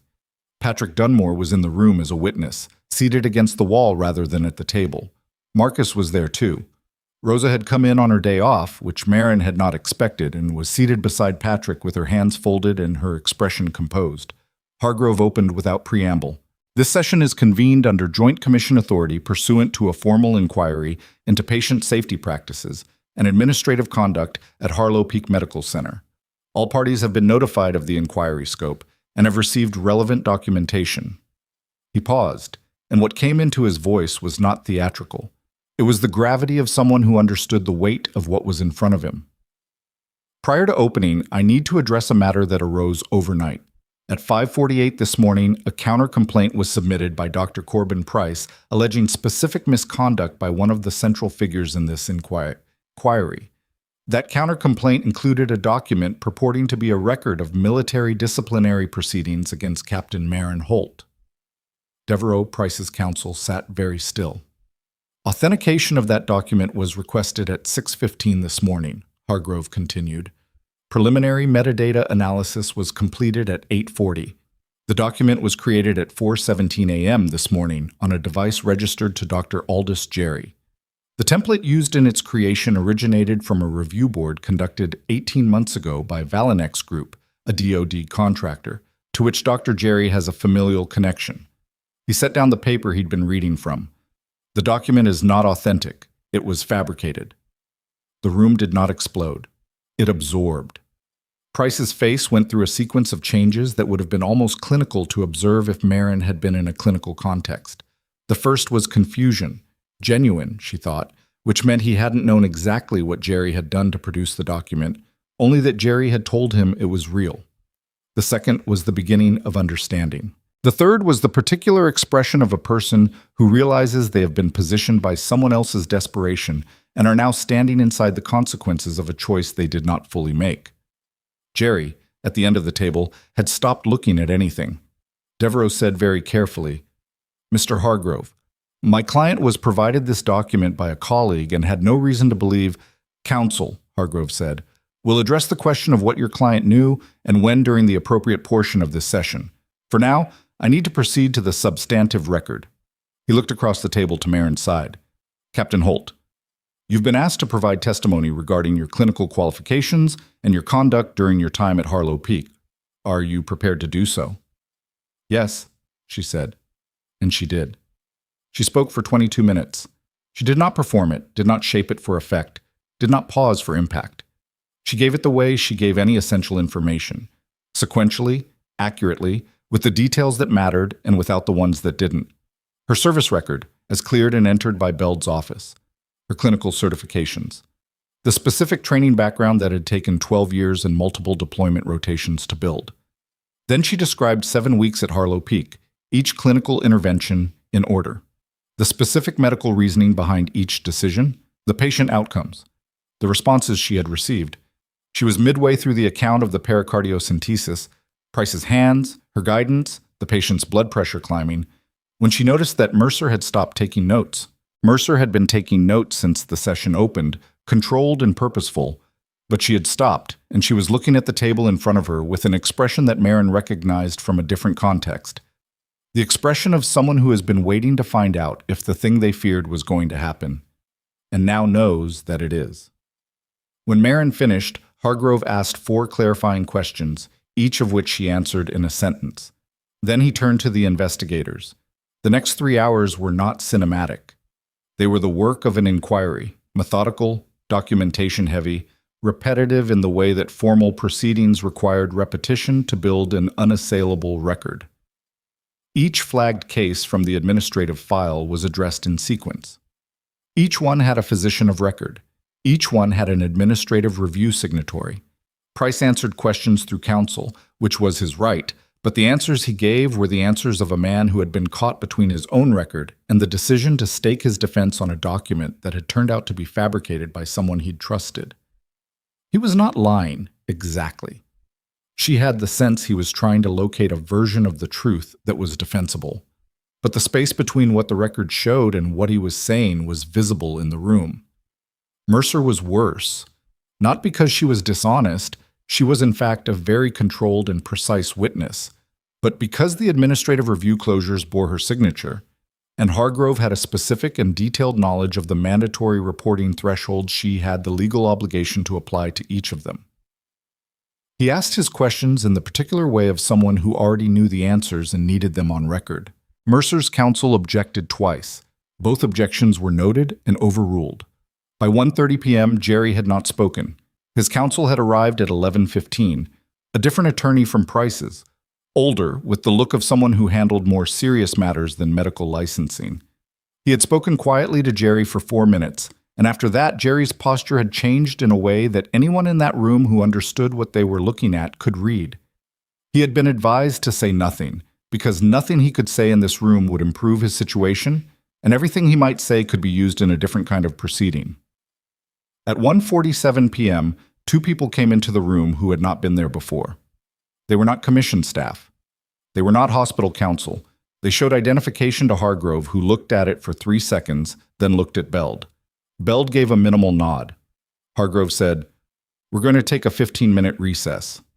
During the recess, the 2 people who had come in escorted Aldous Jerry out of the conference room and down the hallway, and he went without visible resistance, which was the particular body language of a person who had been expecting this and was simply experiencing its arrival. Marin watched from the conference room doorway. Price was standing near the window, his counsel beside him, and he was looking at the space where Jerry had been. His expression was the wreckage of a calculation.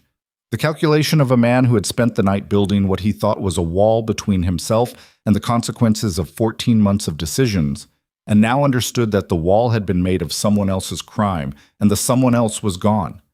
He looked up and found Marin in the doorway. She held his gaze. She was not triumphant. She was not angry, or not only angry. She was mostly tired in the specific way that came after a long time of carrying something that needed to be set down. He looked away first. The session reconvened at 2:05 p.m. and concluded at 4:30 p.m. Hargrove's preliminary findings were not a verdict. Formal outcomes would require additional process, review, the machinery of institutional accountability moving at the pace it moved. But preliminary findings were what they were. An official statement of what the record showed, entered into the Commission's formal documentation, available to the licensing board, available to the relevant oversight bodies, not removable. He read them without inflection, which was the right way to read them. 11 cases meeting mandatory reporting thresholds had not been reported. The administrative closures signed by Diane Mercer did not comply with the reporting standards her position required her to apply. The pattern of clinical decision-making in the documented cases showed a recurrence of procedural error by specific physicians that, in the Commission's preliminary assessment, constituted a systemic patient safety failure, rather than isolated incidents. Captain Marin Holt's clinical conduct during her time at Harlow Peak was, in the Commission's preliminary finding, consistent with the highest standards of trauma care. Each intervention she had made was clinically appropriate. Each intervention had preserved patient safety at a documented risk level that the treating physician's initial approach had failed to address. The suspension of Captain Holt was found to be without clinical basis and to have been enacted in a manner that prioritized departmental hierarchy over patient welfare. Hargrove set the papers down. "Formal outcomes," he said, "will follow through the appropriate channels. This session is adjourned." The room came apart in the particular way rooms came apart when something had been decided, not noisily, but with the quiet movement of people whose positions relative to each other had shifted and who were locating themselves in the new configuration. Patrick was the first person to reach Marin. He stopped in front of her and he didn't say anything for a moment, just looked at her with the complicated face of a man who had been a bystander to something he wished he'd interrupted sooner. "I'm sorry," he said. "I know," she said. He nodded, once, and moved away. Marcus was next. He shook her hand. Not the automatic professional handshake, the other kind, the kind that meant something, and then retreated before either of them had to figure out what to say. Okafor came to stand beside her, and they watched the room clear together. The licensing board will act on the preliminary findings within 60 days, Okafor said. The Valinex matter moves to federal jurisdiction today. Jerry is, she paused, no longer our problem. And Price? Marin said. His counsel is already in conversation with the board's intake office. Voluntary surrender of license is possible. The alternative is a formal hearing on the documented cases, which will be public. Okafor's voice was precise and without satisfaction, the tone of a physician discussing a clinical outcome rather than a personal one. He made choices for 14 months that put patients at risk. The record is the record. Marin looked at the empty doorway where Price had been standing. She thought about the man in the business suit whose heart had gone back to work because Price had listened to her. She thought about the patient on the gurney in the storm, the gray-blue color, the sound of breath returning. She thought about the photograph in her bag. 8 people in sand-colored gear, dusty, grinning, alive. Okafor, she said. Thank you for making those calls at midnight. Okafor turned her head. For a moment, her careful composure shifted fractionally, the way it shifted with people who were genuinely human under the professional surface rather than professionally human as a performance. You saved my patient, Okafor said. I don't mean Rourke. A pause. The man in the business suit, his name is Frederick Almonte. He has 4 grandchildren. I operated on him last month and I was in the building when you brought him back. She looked at Marin directly. I made the calls because it was the right thing to do, but also because of Frederick Almonte, and because of whoever was in the tension pneumo case, whose name I don't know, who is also alive. Marin looked at her for a moment. Greer, she said. His name was Daniel Greer. Okafor nodded. Then she left. The conference room was empty now except for Marin and Beld, who had been waiting by the door with the patience of someone who had earned his place in the room and was not in a hurry to leave it. Rourke is asking for you, he said. He's supposed to be resting. He's supposed to be doing a lot of things. Beld paused. There's something he wants to discuss, about what comes next. She picked up her bag from the chair where she'd left it. What came next? The phrase settled with a weight she hadn't expected. Not dread, but the particular gravity of a moment where one chapter had closed hard enough that the next one was not yet visible. She was a nurse who had been suspended, then reinstated by a federal inquiry in a hospital that was now under commission oversight, with its trauma director facing voluntary license surrender and its CNO under formal investigation. She had been called captain in a room full of people who had spent 7 weeks calling her the mouse. The two things did not cancel each other out. They both remained true. She walked out of the conference room and down the hall toward the elevator, and she was passing the window that looked out on the hospital courtyard when she saw it. The courtyard still marked with the compressed grass and temporary lighting where the helicopter had touched down the night before, the rain coming down on it now in the late afternoon gray, washing the marks thinner. The elevator opened.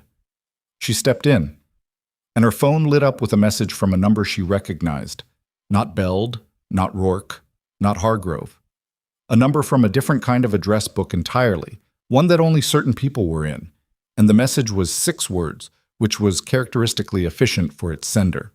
She read it twice. Then the elevator doors opened on the SYCU floor, and she walked toward Rourke's room with the message sitting in her chest like something that had not yet decided whether it was the end of a story or the beginning of a different one. The 6 words were, "They want you for the program." She read the message a 3rd time in the hallway outside Rourke's room, because the first 2 hadn't fully landed. They want you for the program. She knew which program. There was only one program the sender of that message would mean, and the fact that it was being offered, now, like this, through a text from a number she'd last used 14 months ago, meant that something had changed in how certain people understood her situation, not her capability. They had always known her capability. Her situation. She pocketed the phone and pushed through the door. Rourke was more awake than he should have been, and less pale than he had been at 4 a.m., which was the direction she needed him to trend. He had the head of the bed elevated, a tablet in his lap that Vasquez, his JAG officer, still present, seated in the corner with a legal pad, had apparently provided. When she came in, Rourke looked at her face and read whatever was on it with the efficiency of a man who had spent decades making quick assessments. "You got the message," he said. You knew about it? I suggested it, he said. 3 weeks ago, before the deployment, I put your name to the program director and told him to wait until the situation here resolved. A pause. I assumed it would resolve. She pulled the chair to his bedside and sat down. Through the window, the rain was still coming. The monitors showed his vitals in the steady range she'd been managing them toward since the previous night, the effusion stable, his pressure holding at numbers she was willing to accept for now. The program, she said, interagency trauma instruction. It's been running for 18 months out of the Naval Medical Complex in Coronado. They train field medics, special operations medical personnel, joint agency responders, anyone whose clinical work happens in environments that don't look like hospitals. He watched her. They've been looking for someone with a hybrid background, civilian clinical depth plus operational experience. They've looked at 11 candidates. And none of them had done what you did in a burn ward in a forward operating base with a collapsed roof and 3 working instruments, he said, which is documented in your service record, which is now cleared for disclosure. She looked at the tablet in his lap. What's the format? You'd be the lead clinical instructor. 18-month appointment, renewable. You design the curriculum for advanced trauma response in non-permissive environments. You teach. You certify. You build the thing the way you think it should be built, with oversight from the program director but final clinical authority sitting with you. He set the tablet on the side table. You wouldn't be in a hospital. You wouldn't be anyone's subordinate nurse. You'd be the person everyone else was trying to meet the standard of. She was quiet. Outside the window, a gap had opened in the cloud cover, brief, the size of a door, letting a shaft of late afternoon light through that hit the wet courtyard at an angle that made it look briefly like something else, somewhere else. I need to think about it, she said. I know, he said. I'm not asking for an answer tonight. He shifted carefully.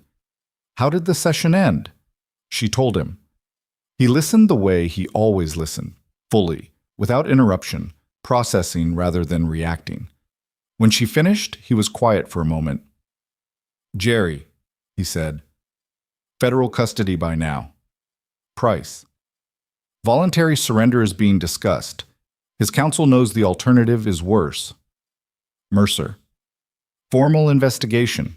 The licensing board opens a separate proceeding for administrative conduct. It'll take months to complete, but the preliminary findings are in the record and they're not going away. Rourke nodded, slowly. And you. And me, she said. He looked at her with the directness of a man who had very little patience left for anything that wasn't essential. You did everything right, Marin. In that department, every day you did the right thing by those patients. They treated you like you were nothing and you kept doing the right thing. I need you to know that I know that. Not as a commander, as a person who has watched you work. She looked at the monitors, at the steady green line. I know you know, she said, which was as much as she was going to give him on that, and he understood it because he had known her long enough to understand what her silences carried. Get some sleep, she told him. Your effusion is still there, and I'm not happy about your heart rate when you've been talking for more than 10 minutes. My heart rate is fine. Your heart rate is acceptable. There's a difference. Sleep. He handed the tablet to Vasquez and lowered the bed without further argument, which was all the evidence she needed that he was still more tired than he was admitting. She sat with him until his breathing evened out, and then she went back into the hallway, and she stood for a moment in the particular quiet of a hospital corridor in the early evening when the day shift has ended and the night shift hasn't yet found its pace. She went home at 7 p.m. The apartment was exactly as she'd left it. The single chair, the window, the lights of the foothills beginning to emerge as the cloud cover thinned. She put her bag down and stood in the center of the room and let the day settle through her the way sediment settled in disturbed water, slowly, not cleanly, but in the direction of clarity. She thought about Diane Mercer in the conference room, the composure that had cost her something to maintain, and she thought about what it took to sign 11 documents that you knew were not correct, and to build an administrative architecture around decisions that had already hurt people. She did not feel contempt for Diane Mercer. She felt something more complicated, the recognition that institutions created the conditions for the choices people made inside them, and that the hospital Diane had managed was not one she had built in a day. It had been built over years, with each small accommodation of a physician's ego and each small suppression of an uncomfortable clinical record, until the accommodation was the institution. She thought about Corbin Price, the man who had called her nervous, who had stood at the nurse's station and catalogued her as a category, hesitant, weak, not trauma material, before he had spent 60 seconds watching her work. She thought about the moment in the OR when she had spoken into his ear and his hands had steadied and the patient's pressure had climbed. She thought about the look on his face in the conference room when Jerry was walked out. He was not a bad physician. He was a physician who had been allowed for too long to confuse authority with competence, and who had structured a department around protecting his own record rather than building a better one. The difference between Price and a dangerous one was that Price, in the actual moments of crisis, had been willing to listen, had let her guide his hands, had answered her question, "What do you need from me?" with the right question. That didn't erase 14 months of buried errors. It didn't erase 7 weeks of the mouse and the escort to her locker. But it meant he was not past recovery, as a human being, even if his career was not going to survive the proceeding. She didn't know what to do with that. She sat with it. She thought about Jerry, and here the calculation was simpler, not because he was simpler, but because what he had done was cleaner in its wrongness. He had known who she was before she arrived. He had used a connection built from his family's access to classified information, and when that information became a liability, he had tried to manufacture a record that would bury her before she buried him. And in reaching for that solution, he had drawn a line between himself and the ambush that had sent Rourke's helicopter into a storm-blackened sky, a line that was not direct, was not intentional in the way that made it clean, but was causal in a way that no amount of legal argument was going to dissolve. She thought about the device recovered from the ambush site and the file on it with her name. She thought about the fact that she was alive, and Rourke was alive, and Daniel Greer was alive, and Frederick Almonte had 4 grandchildren who were going to keep having a grandfather, and all of that was true despite the best efforts of a set of people who had decided that her value as a human being was somewhere below their convenience. She sat in the chair by the window until the lights on the ridge went from yellow to white, and the rain finally stopped, leaving the air with the particular clarity that followed sustained weather. Sharp, cold, everything visible for farther than usual. Then she picked up her phone and found the number that had sent her 6 words in an elevator, and she typed 3 back. When do I start? The formal outcomes arrived over the following weeks in the institutional cadence that formal outcomes arrived. Not all at once, not with the dramatic finality that the conference room had suggested, but piece by piece, each one landing with the weight of something that had required significant machinery to produce. Corbin Price surrendered his medical license voluntarily on a Tuesday, 43 days after the commission session. His counsel released a statement on his behalf that was measured and took responsibility without being specific, the kind of statement that legal teams produced when the alternative was a public hearing with a documented record of 41 flagged cases and a fabricated federal document and a witness list that included a military commander, a JAG officer, and a surgical attending who was not going to be diplomatic about what she had seen. Marin read the statement on her phone while waiting for a ferry, and she felt the thing she had expected to feel. Not victory, which was too clean a word, but something more like the particular relief of a weight that had been set down by someone else, for reasons that had nothing to do with her, and everything to do with the accumulated pressure of the record. She pocketed the phone and watched the water. Diane Mercer's proceeding moved more slowly, as administrative proceedings did. The licensing board's investigation was thorough rather than fast, which was correct. The evidence was complex, the documentation was extensive, and the argument Mercer's counsel was making required careful dismantling rather than quick refutation. 3 months after the session, Mercer received a formal censure and a 2-year suspension of her administrative nursing certification, with conditions for reinstatement that included remedial ethics review and supervised administrative practice. It was not the permanent end of her career. It was not meant to be. It was the system doing what it did when a person had made serious errors over a sustained period and had not been stopped sooner, marking the record, setting conditions, requiring something to be rebuilt on a different foundation. Harlow Peak itself underwent 12 months of Joint Commission oversight. New patient safety reporting protocols were implemented hospital-wide. A mandatory adverse event reporting officer position was created, a new role, independent of departmental administration, reporting directly to the board rather than to the CNO. The first person hired for the position was a nurse with 14 years of experience who had, according to the job posting, to be someone who couldn't be intimidated by department heads. Patrick Dunmore applied for a promotion to the nursing director position that opened when Mercer's role was restructured. He got it on the second try, which was more typical of how things actually worked than the first try would have been, and when he called Marin to tell her, he laughed at the second try part in the way that people laughed when they had made peace with the imperfect shape of good news. "You should have applied," he said. "I'm busy," she said. "I heard. What's Coronado like?" "Cold in the mornings," she said. "Good cold." Git. The Naval Medical Training Complex in Coronado was not what she'd expected, which was its own kind of lesson about expectations. She had expected something more institutional, more hierarchy, more deference to rank in the way that military structures could sometimes replicate the worst dynamics of hospital culture in a different uniform. What she found instead was a program that had been built over 18 months, with the explicit purpose of being different from the institutions that had produced the people entering it.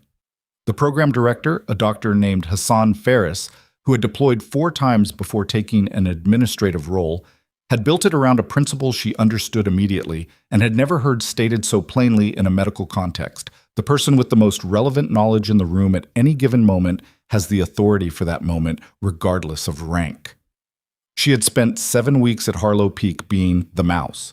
She spent her first week at Coronado being addressed as captain by people who had never met her, because that was how the program was structured. You were what your record said you were, and her record, now fully cleared and formally disclosed, said she was someone worth listening to. It was not comfortable exactly. Comfort was not quite the right word for how it felt to stand in front of a room of 23 military medics and special operations personnel and explain the specific clinical decision-making that had saved 3 lives in 7 weeks at a hospital that had tried to fire her for it. But it was accurate. And accuracy, she had learned, was what she had always been reaching toward, not recognition, not vindication, but the simple and non-negotiable truth of what she knew and what she could do. The tremor in her left hand was still there. She told her students about it on the first day directly, without preamble. "My left hand shakes," she said. "It has shaken since I came back from a deployment I can discuss some parts of and not others. It's a neurological record of a period of sustained high-stakes stress. It's not weakness, and it's not dysfunction. It's documentation. Your bodies are going to document what you put them through, and some of that documentation is going to be visible to other people. And the question is not whether you can make it stop. The question is whether you can perform at the highest level while carrying it." She paused. "The answer is yes. I'm the evidence." 23 people were very still. "You're going to leave this program certified to operate in environments where the hospitals look like the things that got bombed rather than the things where the bombing survivors get treated," she said. "You're going to make decisions with incomplete information under physical duress in front of people who are afraid and in pain and not always going to thank you. You're going to be wrong sometimes, and you are going to have to live with that in the same body that keeps showing up to do the work." She looked at them. The faces, the attention, the specific quality of readiness that came with people who had already chosen difficult things and were choosing more difficult things now. "What I'm going to teach you is not how to be perfect. Perfect gets people killed when the situation stops matching the plan. I'm going to teach you how to read a room that is trying to kill your patient and find the one thing that stops it, every time, under any conditions." A hand went up. A young woman in the second row, a Navy corpsman with the particular alertness of someone who had already been in the field and wanted more tools for what she'd seen there. "Captain Holt, how do you know when to trust your read over the information on the monitors?" Marin looked at her. "You practice until your read includes the monitors," she said, "and then you practice more. That's what the next 18 months are."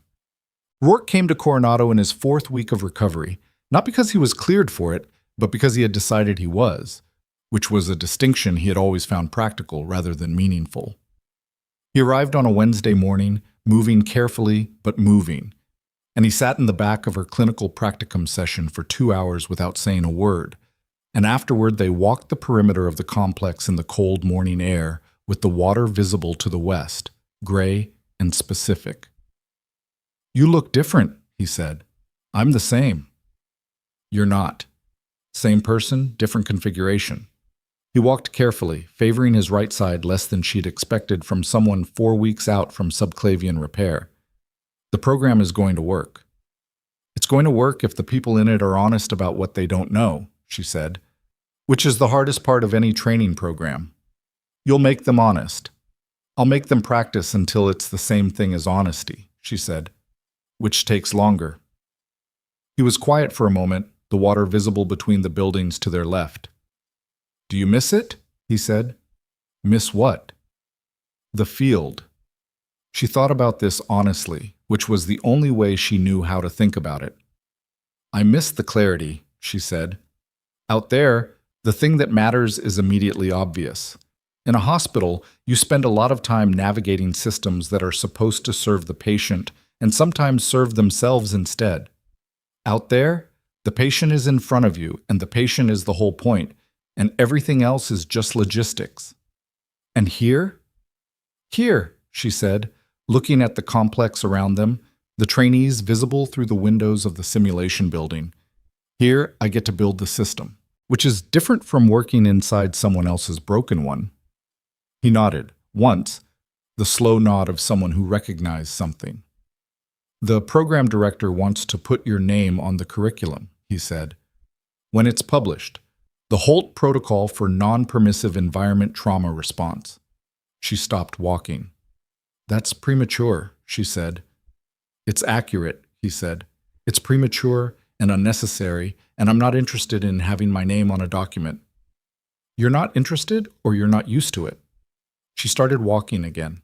He fell into step beside her, and neither of them said anything for a while, and the water was very still out to the west, the morning light doing the thing it did in coastal places, making everything slightly more itself than it had been a moment before. "Rourke," she said. "Holt. Your effusion resolved?" "Completely. Last week." "Good." She watched the water. "Tell Ferris he can put it on the curriculum. Not my name. The principles. The approach." A pause. "The name gets associated with a person, and then when the person is complicated, the thing they built gets complicated too. The approach should stand without me." "The approach is you," he said. "The approach is everyone I learned from and every patient who survived long enough to teach me something," she said. "I'm just the one who wrote it down." He let that sit. It was, she knew, as close to accepting recognition as she was going to get to in that particular conversation, and Rourke, after 4 years, had learned where her edges were. Frederick Almonte wrote her a letter. It arrived at the hospital's forwarding address 3 months after the commission session, rerouted twice before it reached Coronado, handwritten on paper that was slightly formal, the kind of paper a person used when they wanted what they wrote to have some weight to it. He said he had been told, by his surgeon Dr. Okafor, what had happened in the trauma bay the night his heart tried to stop. He said he had been told about the person who had recognized what was happening when the machines were reading it wrong. He said he had not known what to do with that information at first. It was a strange thing to know, that you were alive because of a specific person's specific knowledge at a specific moment, and that person had not been looking for acknowledgement when they did it. He said his granddaughter had started nursing school in September. He wasn't sure why he included that.